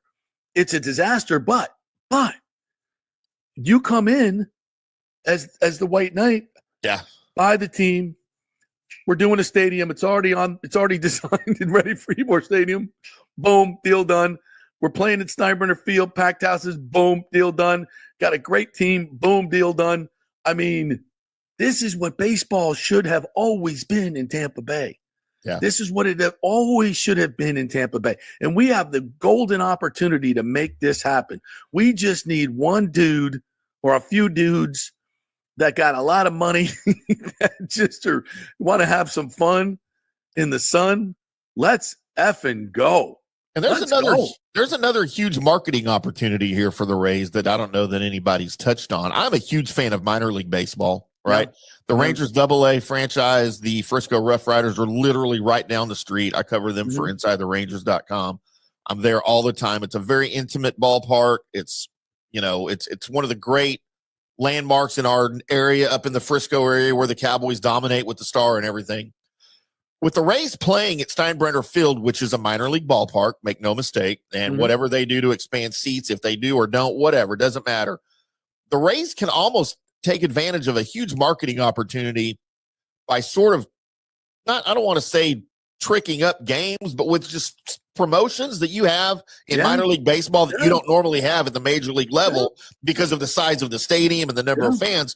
You have an opportunity to win a bunch of new people over with some minor league style promotions in that ballpark that you couldn't normally do at the Trop, I just think it's a huge opportunity, and it's a win-win for everybody. This is great. Yeah, it's going to be such a special atmosphere. I mean, when the Rockies come in late March, by the way, we're going to start in March. We have March, April, May games. It's just going to be packed. It's going to be so much fun. Just because it's a vibe. It's a vibe. And summer months, it's going to be hot. So what? We're outdoors. We're watching baseball. We're in our shorts and tank tops, drinking beers out in right field. I mean, let's freaking go, dude! I'm coming out there, and we're going to a game. It's going to be so cool. Wait. I mean, and it's just I'm over the moon about this whole thing. And if this vision can come to reality, and I think hearing what Ken said about the Ybor City, that is ready made. I mean, it's just add water, add money. Did you know what we should do? Golly. Let's do when I come out. A lot of land in Ybor. Yes. Let's try to do Let's try to do a show from the seating area out in right field at Steinbrenner, like before a game or something, man, and do a pre and post game, right? Well, before the Rays take over the media thing, and they won't let me in. Maybe they'll let me in. They don't know me yet. Yeah. Well, I obviously have great relations with the TSA folks, so we maybe before they take over, we'll go through that. And it's the TSA and the Yankees, so very, very, and great. I'm in great graces with everybody except the Rays because of my stance. And sure. And I listen. And again, it's not anything personal against Stu Sternberg. It's just what I want. I've been a resident for 27, 28 years covering local sports. And I have a passion to serve the people and the sports fans. And Richard Bolt said this, and I take this very, very seriously. He said, I will say that JP Peterson is the one sports reporter, radio personality in the area that is actually covering this issue. The unnamed local station is seeing it one way. Yeah, I was fired from that place, and I believe in my heart that Stu Sternberg had something to do with it. That's my opinion because of my stance on, and there obviously that was the Rays station. So be it. I've lived a great life. I have no. Did it cost me a lot of money personally? Yes. Did it cost me a lot of hardship? Absolutely, 100%. And I'm sure I'll get backlash for all the stuff that we're doing right now. But all I'm doing is my job as I see it. As Chris Thomas, I had somebody, on Twitter yesterday said, Chris Thomas would be very proud of what you're doing. And it gets me choked up to even think about it. I did his eulogy. He was my mentor. And he is the most beloved sportscaster in the history of this town because he spoke truth to power. And he was courageous to do it. And he was on the side of the fans. And this is what I've always been. I'm passionate about this because 80% of Rays fans want the stadium in Tampa. And it's obviously where it should be. It's what's best for Rays fans. It's not what's best for my station. It's not what's best for who's paying me. It's not who's best for who's supporting my newspaper. It's not any of that. It's what's best for Tampa Bay as I see it. And other people see it differently, and reporters see it differently. And I respect their opinions. I just disagree with them. And, does there have to be backlash because of this? For the people in St. Pete, I love St. Pete. I love St. Pete. And they have a beautiful downtown that does not need a baseball stadium. And they have beautiful beaches that need to be renourished. And they have wonderful people who, frankly, just did not support baseball. And I heard Chairperson Peter say that she believes it's 70% of the city in favor of it. I would highly disagree with that. And maybe she's going by the emails that she receives. Well, email campaigns are things that can be organized. From the organic stuff that I see on a daily basis, that's not the truth. And the League of Women Voters did a study. Many studies have been done, and the voters would never approve that. Not for the expense and the deal. They want baseball. They'd love to have it, but not this deal. This deal is onerous and always has been. So, again, I feel for the people of St. Pete, and I hope the people that work at that stadium will get better jobs and longer lasting jobs at whatever is built there. If it doesn't happen, Rick Kreisman put together an unbelievable redevelopment plan without the Rays that would have made the city so much more money and cost them virtually nothing. As the developer would have done all the infrastructure, all museum, performing arts, redevelopment, all the things that you're getting with this tenfold in terms of financial prosperity for the city and jobs and all those things. Yeah. So just because there's no baseball stadium doesn't mean this can't be a transformative project for generations to come. And I think that's very doable. And I think, and I hope that happens for the city of St. Pete, because it would be so much better than what's going on right now. And if, the worst case scenario happens that Stu does sell the team and gets this windfall of money that should have been transformative for the city of St. Pete and those people for so long, and frankly should have happened 6 or 7 years ago. And the reason it didn't was because of the Rays. They didn't support it. They could have moved to Tampa and done this deal. And that Trop redevelopment would have been already been done 5 years ago. Yeah. You'd have all new things there already, tons of economic development. But it didn't happen because Stu didn't want to pay that part of it. And so here we are again. And again, I have nothing against Stu Sternberg. It's my feeling, my total motivation is for the people of the Tampa Bay as a whole and what's best for the region. This is my opinion. And these are the things that I see happening. And hopefully it comes to fruition. We're probably late for a break, but after that, I've got some viewer mail here I wanted to address that came in regarding the episode we had with Chris yesterday. Yes. That we can talk about real quick. And then we got some other, obviously Bucks and Lightning stuff to get to. So. All right, let's take a quick break and we'll come back and do that. Also, we may have another guest Ron Diener from NoHomeRun.com wanted to get in. He has some information about the bonds that I wanted to get in. So we'll have a quick chat with him and get to all this other stuff. Plus, Richie Floyd from the St. Pete City Commission is coming up. We might have to go a little long today, Timmy. I don't know if you got. We always do. I don't know if you got lunch plans, but we're going to get it all in. We thank you guys so much for watching and being a part of this, and all of our sponsors. You see them right there at the bottom of the screen, including Cafe Paradiso, where you need to get a reservation right now. And I got to get Paulo on the show. Top 3 restaurant in all of Tampa Bay. Go to Cafe Paradiso on McDill. Back at 3. Hey, folks, let me tell you about Bay Area Modern Medical Center, a very different kind of approach to primary care. Personalized preventative medicine, not a one-pill-fits-all mentality.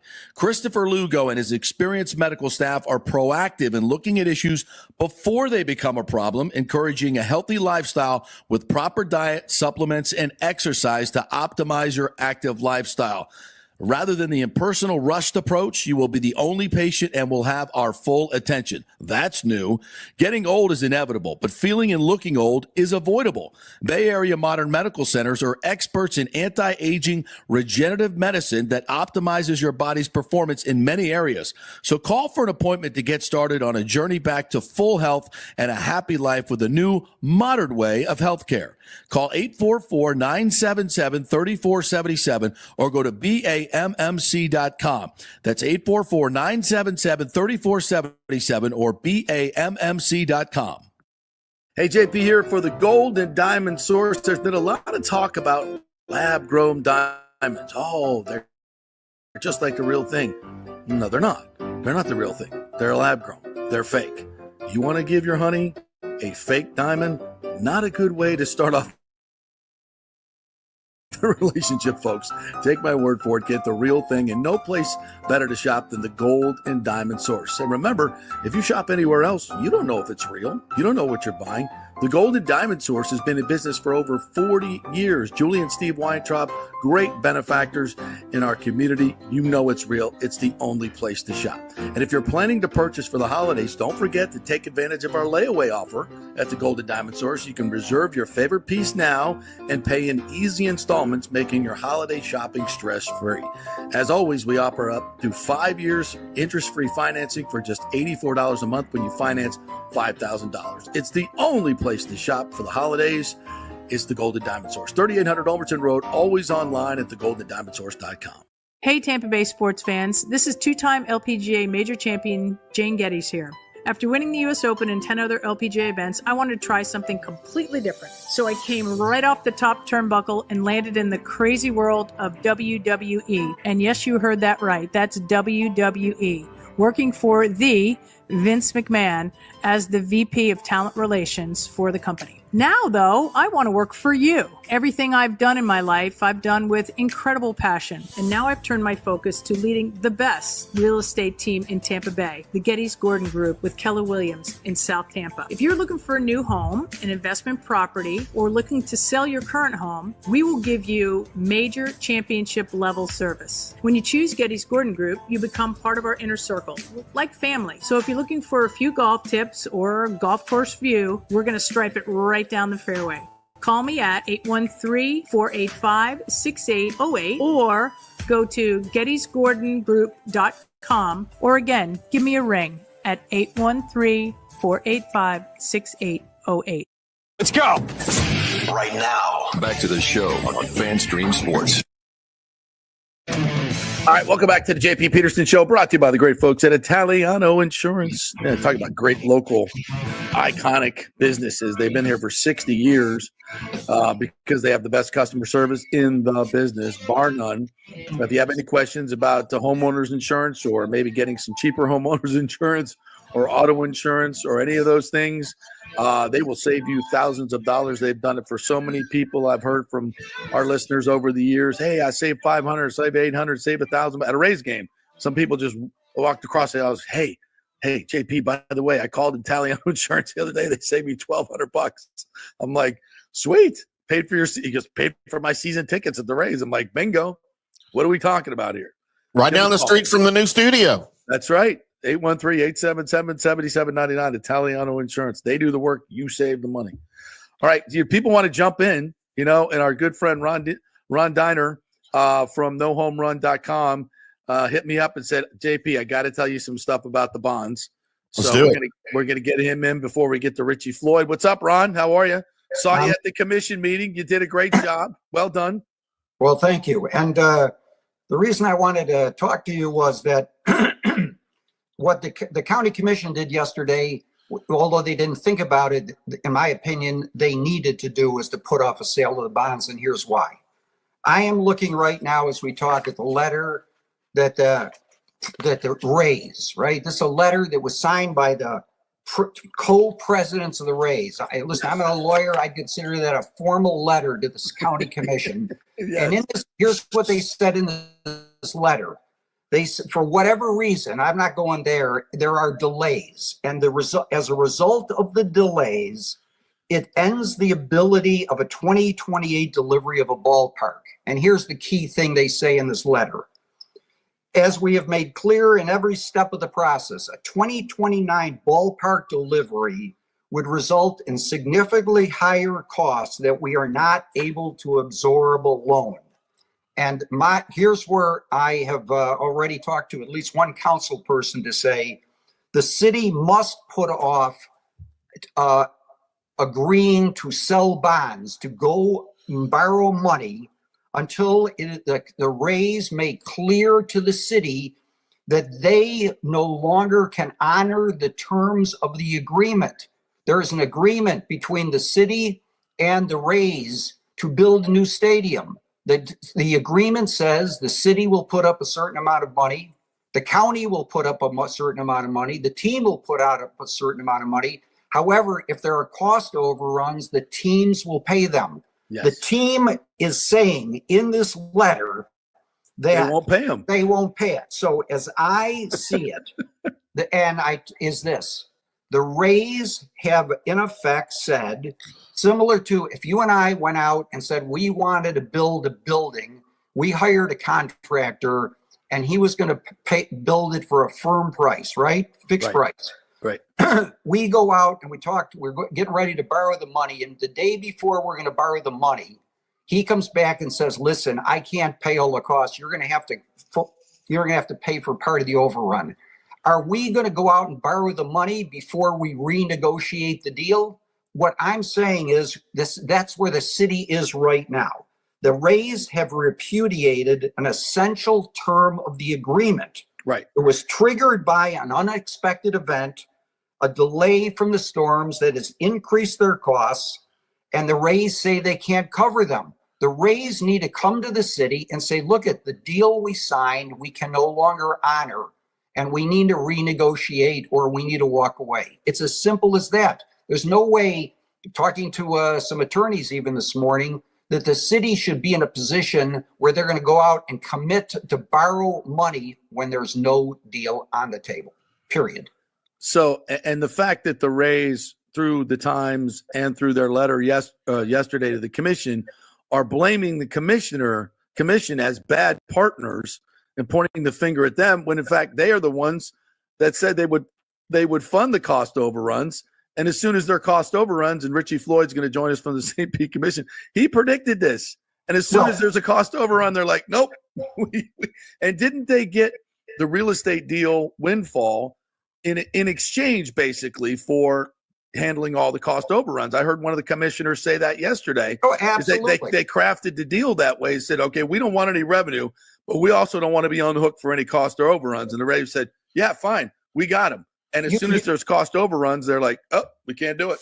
You nailed it right there. What I'm saying is, though, is that what you're saying is 100% correct. There is no deal, right? I mean, again, it's as simple as that. But it's the Rays pulling out. It's not the delay of the commission that triggered anything. No. The commission, in their letter, they say that the reason that they're going to be a year late is, and this is before the meeting yesterday, is because they got a 30-day, they were assuming they would get approval, I think, yesterday. And they're saying because of a 30-day delay, they suddenly can't build a stadium till a year later. But what I'm saying is it's irrelevant. The team has committed to pay the cost overruns in a contract, and they're saying they can't honor the contract anymore. Right. I say there's no contract the city cannot vote to approve the sale of bonds, just as I explained that you and I wouldn't go and sign a contract to borrow the money after our builder says he ain't going to build it for cost. All right, and Ron, and to take it one step further, and here's where you and I and a few have been screaming for a long time, is you got to watch out who you're dealing with here. So, but this agreement was crafted in a very specific way, that the stadium financing was separate from the redevelopment, which always was a red flag for me. There was never any part of this agreement that compelled the Rays to build the stadium in order to get the real estate proceeds. So now is it, in your opinion, and the people you've talked to and the lawyers, is it possible for the Rays now to exercise their rights and buy that property for $50 million and then sell it tomorrow or in the near future to whomever to turn it over to Hines, their partners, a deal that a property that you and I believe is worth, close to $700 to $1 billion? Can they still take the money from that? Charlie Gertis, who's the city administrator, is that who? City manager, yeah. He was asked that question at the meeting of the city council yesterday. Yeah, multiple times. As to what happens, and what he said at that meeting, and don't quote me exactly, but here's what I heard him say was this: that if this deal falls apart because of something the Rays do, it is clear that the whole deal falls apart. If it's something that falls apart because of what the city does, it's unclear. Now, my question is this: how is it possible that the city was able? Why did they negotiate a deal that didn't go both ways? Right. What is going on here? Crazy? I mean, it is. There's no question that, as I have written before, is that, hey, a deal is not a done deal till all the financing is in place. The Rays knew it from day one. The Rays, when they signed the original contracts with the county, they wanted the county to agree that if they didn't fund the bonds, they had penalties on day one. And the county, the assistant city attorney said yesterday, we told them on day one that's not going to happen. We're signing a contract subject to our approving the bonds, which will happen later. So come on. The idea that the commission failed and didn't live up to their end of the bargain, which is what the Rays are saying, and a lot of people are defending them with, is not true. The actual deadline for these bonds was March. That's right. That's what the attorney said multiple times. March, not October. And if the Rays indeed did have people moving down here and all these things, and now they had to scrap those plans, well, that wasn't a very good plan, because you should have waited until all the I's were dotted and the T's were crossed and the money was deposited before you move forward. Listen, you and I would have done that. I mean, it is right. I mean, these are smart guys. Why would they do anything until the contracts were all signed, sealed, and delivered? Last question, Ron. Do you think the Rays are trying to get out of this deal? Listen, I have no idea what the Rays are trying to do. My whole thing, let me just say this. My whole thing is not about baseball. I'm not against baseball. You're a big fan. I'm pro Pinellas County and doing the right thing. And right now, let me just add one more thing. The city has $6 billion worth of sewer, stormwater, and seawall repairs to make. People have houses all out in front of them. Where are we going to get the money to pay for that? I can tell you that Charlie Gertis also said in the meeting yesterday that he spoke for the mayor when he said that city has enough money to pay for the $6 billion and pay for a stadium. Give me a break. The question I've got for the city council is show me where that money is going to come from without raising taxes, without raising utilities, or without bankrupting the city. Now, people will say that bed tax money can't go to that, but when it's the cities, that's not bed tax money they're using, right? No. What I'm saying, bed tax money is separately. The bed tax money is the money that the county's putting up, and quite frankly, the county's got $1.3 billion potential. $130 million worth of beach repairs. Right. Okay. They say they can cover it. Well, let me ask a question. What happens when the next storm comes? I don't know about you, but I live in a house. I didn't get flooded, but it was close. And I'm damn worried that I'm now going to have another one. Yeah, so how can you say that you can take all this money, throw it into a stadium? I'm talking about the county. Yeah. That doesn't generate any benefits. 3% of the people who come here say they come because of a stadium. The stadium should be in Tampa. I agree with you. I'm on the board of the Boys and Girls Club. I'll tell you one last thing. I went to a Boys and Girls Club's meeting at Steinbrenner Field. I'm looking around. I'm looking across the street at all this parking, and I'm saying this is where the team should be. End of story. End of story. It's a I great don't know stadium. what don't know what they're thinking, but this is what should happen. And what should happen is Tampa is a sports center. Pinellas is the beaches, the restaurants, and the museums. Period. One big happy family. Everybody has a role. You got it. Exactly. Ron, thank you, man, for jumping in. I appreciate you clarifying that. For more information, go to nohomerun.com. Good stuff. I mean, I know there are other opinions to this, but I think we're talking sense here. We're talking sense. So. Yeah, and so I'm seeing, the more I hear about all of this, the more I literally hear everyone with the back and forth. This is a matter of, we have a little bit of that here in Dallas-Fort Worth. It's Pinellas County versus Hillsborough County. I see a lot of that happening. Like, both of them want the raise, and you've been on this for a long time. Pinellas County has all the other stuff to offer. Let Hillsborough have the sports, right? Like, you have to get along. And, DFW, Dallas and Fort Worth, Tarrant County and Dallas County, all they used to do is fight over crap, right? Then Arlington came in and said, you know what? We got this for y'all. And so now we build all our stuff in Arlington, which is right in the middle. Well, y'all don't have that there really necessarily. So it's like everybody's fighting against each other. And then Stu comes in, or ownership, or whoever you want to blame it on, to make it even worse, playing them against each other. It's maddening to me, man. This is all just so maddening. It doesn't have to be this hard. It just doesn't have to be this hard. I want to get this before we get to Richie Floyd. I want to get to a couple of comments here. I love you guys commenting. Appreciate it. When Stu floated the Al Lang renovation idea, I don't think there was a St. Pete resident for that project. In fact, signs in every yard going to games said as much. Yeah, they did, do not build it here.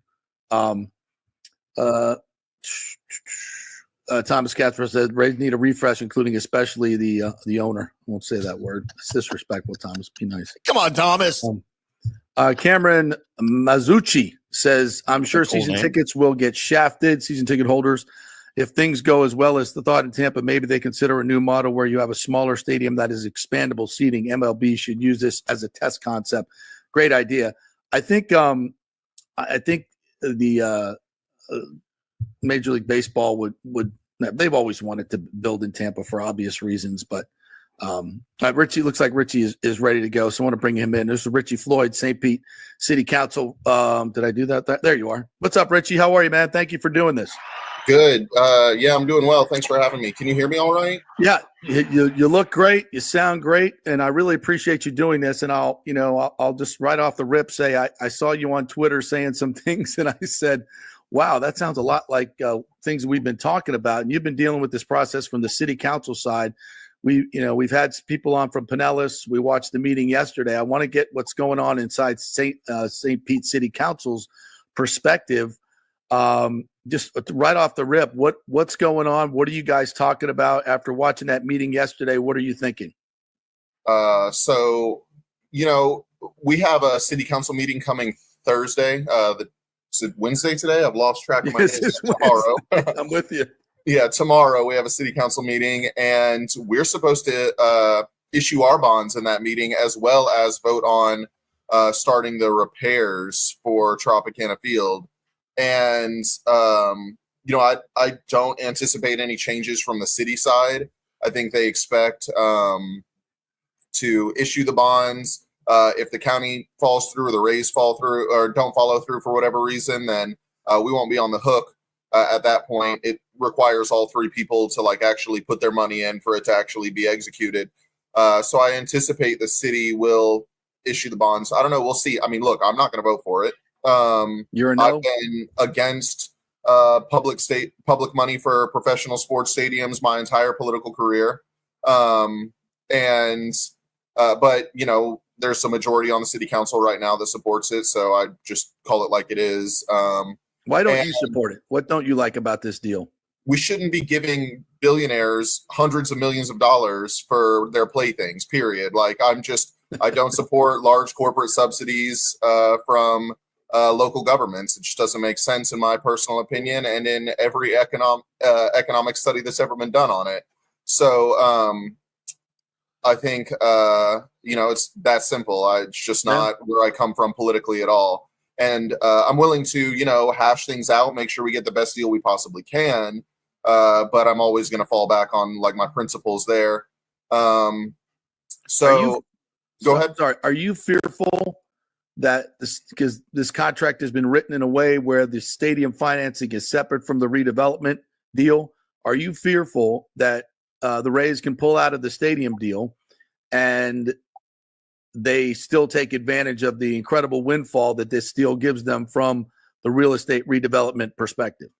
Yeah, I mean, it's unclear right this second, but from what I've heard, like, it's not impossible for that to happen. And it was brought up by other council members as well during the debate about whether or not we would agree to this agreement. I remember that. And they changed some of the language, and but I still think, yeah, it's definitely possible. And it's absurd, really, like, that we would be letting a baseball team that isn't even in the area make money off of redeveloping a huge part of our city. How can it even be unclear?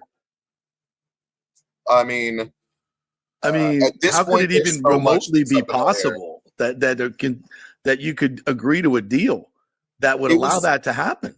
It was two separate agreements. One was with the Hines and the Rays, and the other one, I guess they were both sort of intermingled, but it was two separate agreements. And I kept trying to tell people this.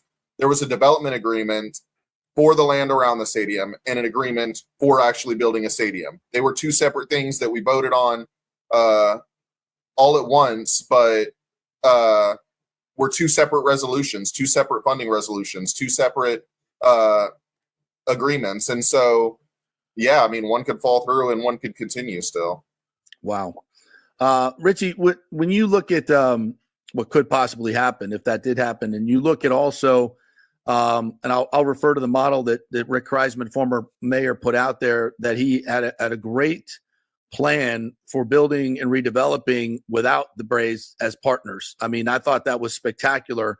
And it was a net, $1 billion+ gain to the city instead of a minus what's going to end up being $2.4 billion in public cost if you have to pay interest on the bonds, and the county does as well. Could you, if this deal were to fall through, could you pivot to that? And do you think that would be, I think you'd agree with this, much more beneficial to your constituents and the people of Pinellas and St. Pete? Yeah, I mean, the whole time I said this, I said we obviously need to redevelop that area of the city. It's a parking lot essentially right now, but we don't have to do it with this agreement, and we don't have to do it by putting a stadium there. That was always my complaint, was not that we didn't need to redevelop the area. It was, and not that I don't want a stadium. It's just that, like, most of our debt service is going to paying for that stadium.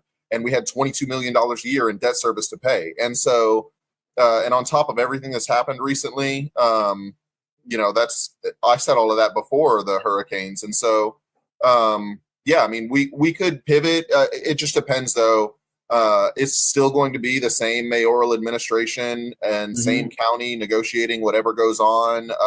If there's tourist tax dollars involved, then the county will be involved. But I think really it'll probably level set us if this falls through. You mentioned repairs, estimated at $55-60 million. There's still a huge question mark whether you're going to get insurance money, or you're going to get enough insurance money, or you're going to get FEMA money. These are all things that are not certain. And what's most uncertain is the cost. It could go well beyond that, because it's my understanding you haven't had real engineers touch it and feel it yet. These are all just visual inspections and estimates. So there's a very likely chance that the cost to repair the Trop is going to be way more than that. And it's a building you're going to blow up in 2 or 3 years. And the mayor called this fiscally responsible. Explain. I mean, I guess I should be asking the mayor that, but would you agree with that? So, when you look at this and you're like, yeah, let's put 55 million, even if insurance pays for everything over our deductible, the city's still putting 25 million in. To say we're going to put $25 million into a building that's going to be blown up in 3 years, like, is on its face absurd. Absurd. Absurd. And nobody in the public is going to accept that. But the thing to know is, that we lease the building to the Rays. We owe them a building. And it's the same, like, if your landlord, right? You rent from your landlord, you have 3 years left on your lease, and your landlord's like, sorry, the roof blew off your house. Like, I'm not going to fix it, and I'm not going to give you anything to compensate. Like, no, we legally owe them a building to play baseball in. And they could sue us if we don't provide it to them. The problem with saying, like, right off the bat that this is the fiscally responsible thing to do is, just like if your landlord loses the roof and you want to leave the place or you want to find a new place, you get to negotiate with that landlord. Right, and we need to publicly be negotiating with the Rays. We can't do, like, behind the scenes deals. Like, the public needs to know what's going on. I agree. I'm not sure of what's going on right now, but I assume that conversations with the Rays have been had. We need to have those conversations publicly. How do you not know? You're on the council. How are you not in on this? Negotiations and everything happen with the mayor's office, and we get brought things later on. Okay. To vote on. And so often those things, I mean, I'd love to be more involved, more intimately involved. But that's the way that a strong mayor government works, that the mayor really has all the administrative power, and we just legislate and pass budgets. Yeah. And so I'm saying, like, I assume that those things have been going on because it's in our best interest to do them. But we need to, before any sort of votes happen, we need to know what the Rays are thinking. Sort of similar to the county. We need to know what they're thinking about playing in that stadium for the next 3 years. We need to know if there's legal liabilities that we're going to be on the hook for if we don't rebuild it. It's the same. This is another reason why I would oppose a public stadium deal. Now we're locked into a situation where a disaster happens in our city and we potentially are on the hook for fixing something that's not important to a lot of residents right now. Like, right.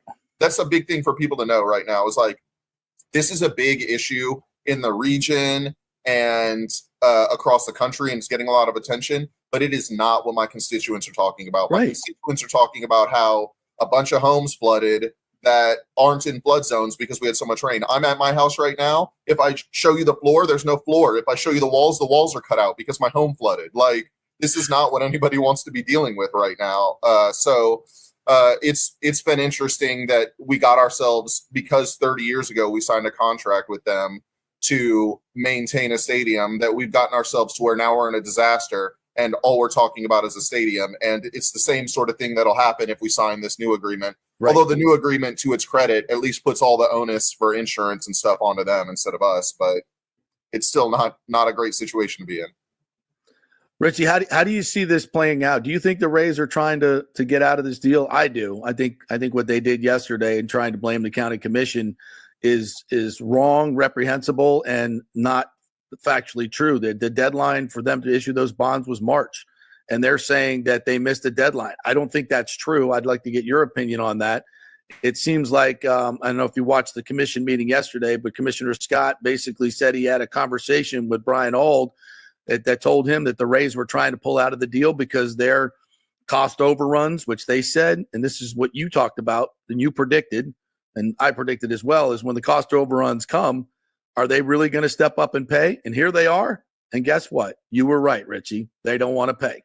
Yeah, so I'm not going to moralize about anything particularly. This is straight up business decisions, and that's why it's hard. Like, you're a government that has to take care of your residents, and you're working with actors from the private market that their incentive is to take care of their shareholders. Like, it's not to take care of your community. And so that's why it's not a surprise at all. This, in public-private partnerships all the time, they always say, like, the profits are made private and the losses are made public, and that's just what's gone on here. And so it wasn't hard to predict that this would happen. You cannot actually privatize losses. It's not possible. Private actors will always try to make them public. And so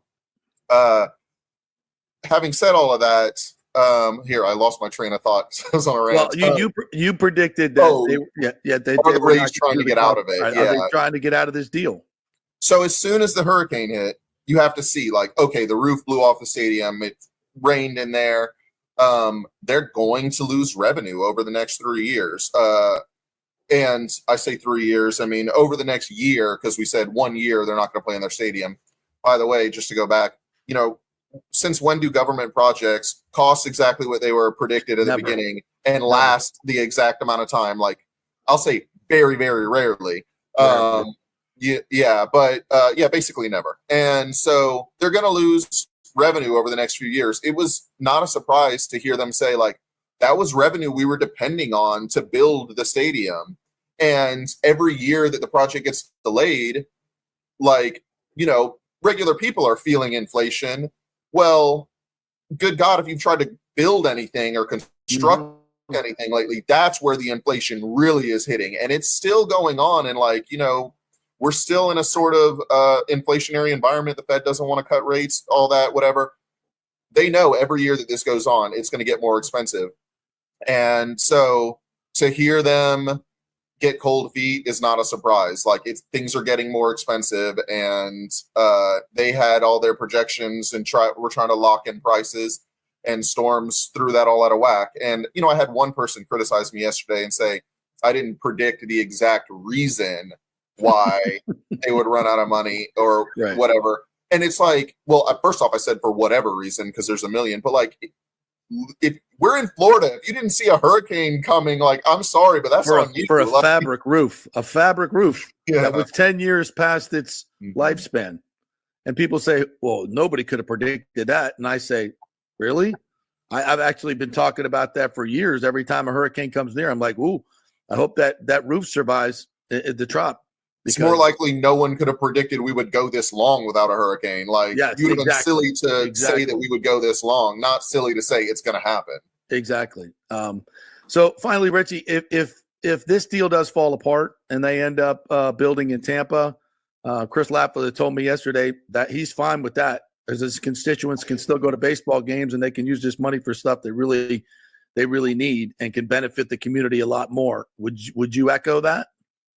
I mean, I don't want to see the Rays leave St. Pete. I mean, I'm a huge Rays fan. Like, I've played baseball my whole life. It would be wrong to say that it's no big deal. It would be upsetting.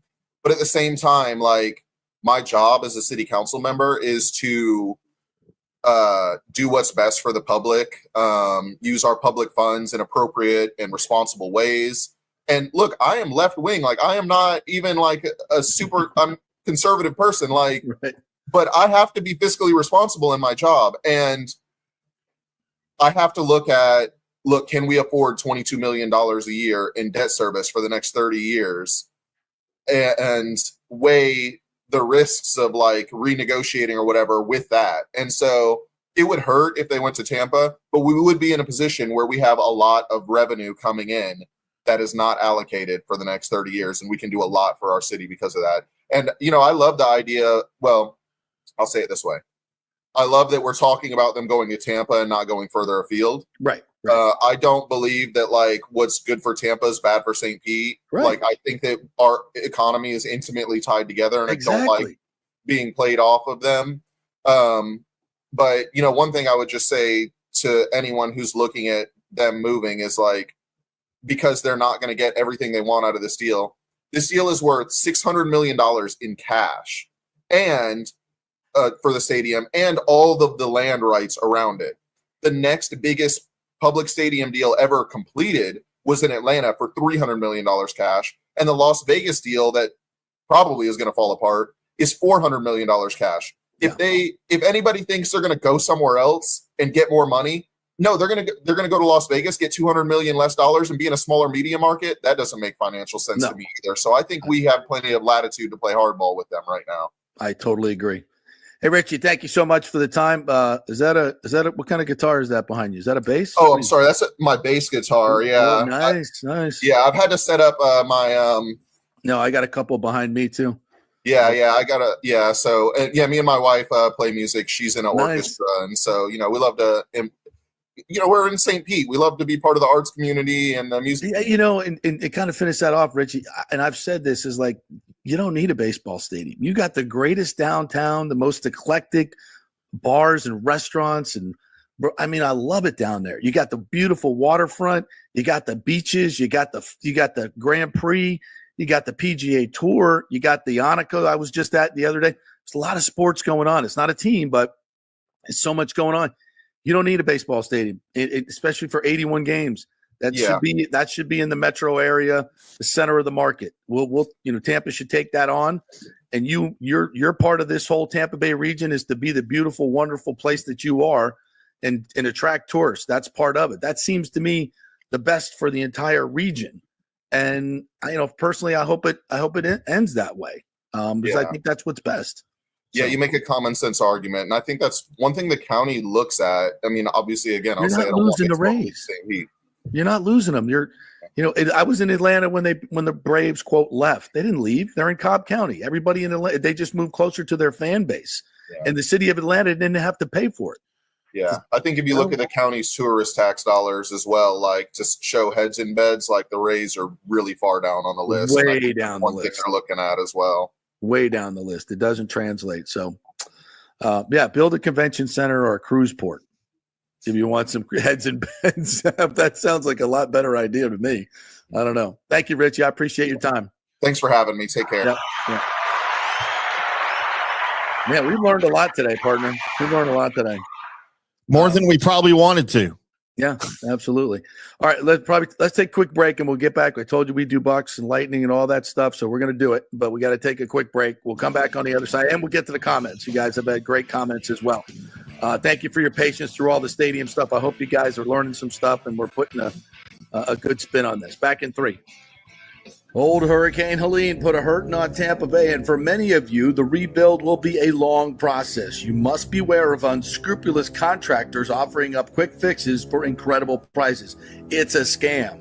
So go with long-standing reputable companies like Third Generation Plumbing and AC. My friend John Rodriguez has been serving Tampa Bay since 1995 with hundreds of 5-star reviews. If you need a new AC system or any home repairs from Helene, they will work with insurance companies to get you taken care of quickly, expertly installed, of course, and a 1-year maintenance plan and 10-year warranty included.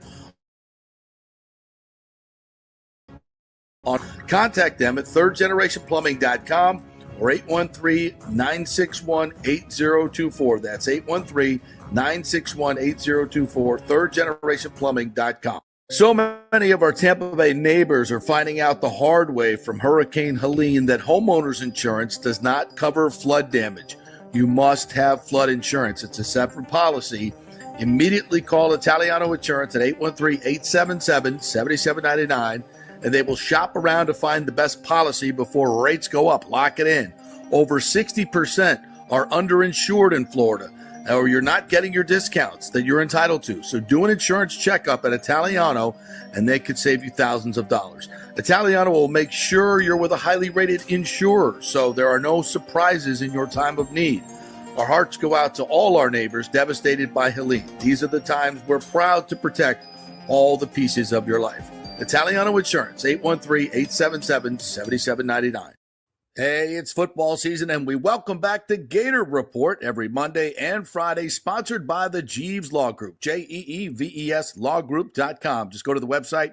You can contact them through there. Scott Jeeves is a tremendous, aggressive attorney and a big Gator fan, so we appreciate him supporting this show and, of course, your Florida Gators. They are local, they are trusted, and they get results, whether it's personal injury or anything else, any law matter at all. It's the Jeeves Law Group, Jeeves lawgroup.com. Give them a call. Tell them JP sent you.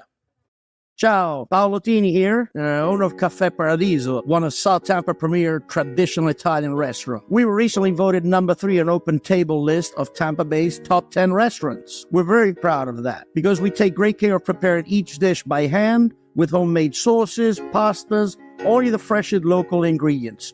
You won't see the big institutional vendor trucks pulling up to our back door. We get our seafood from local vendors. Sometimes I even drive out to Tarpon Springs and pick out our daily catch right off those boats. So stop by and say hello. Try our traditional lasagna, the fresh veal, some of our signature dishes like capelli al granchio, that is angel hair with lump crab meat, our branzino, that is a sea bass. We're located at 4205 South McDill, and you can make a reservation on Open Table and read all the great reviews. See you soon. Ciao. Grazie. Let's go. Right now. Back to the show on FanStream Sports.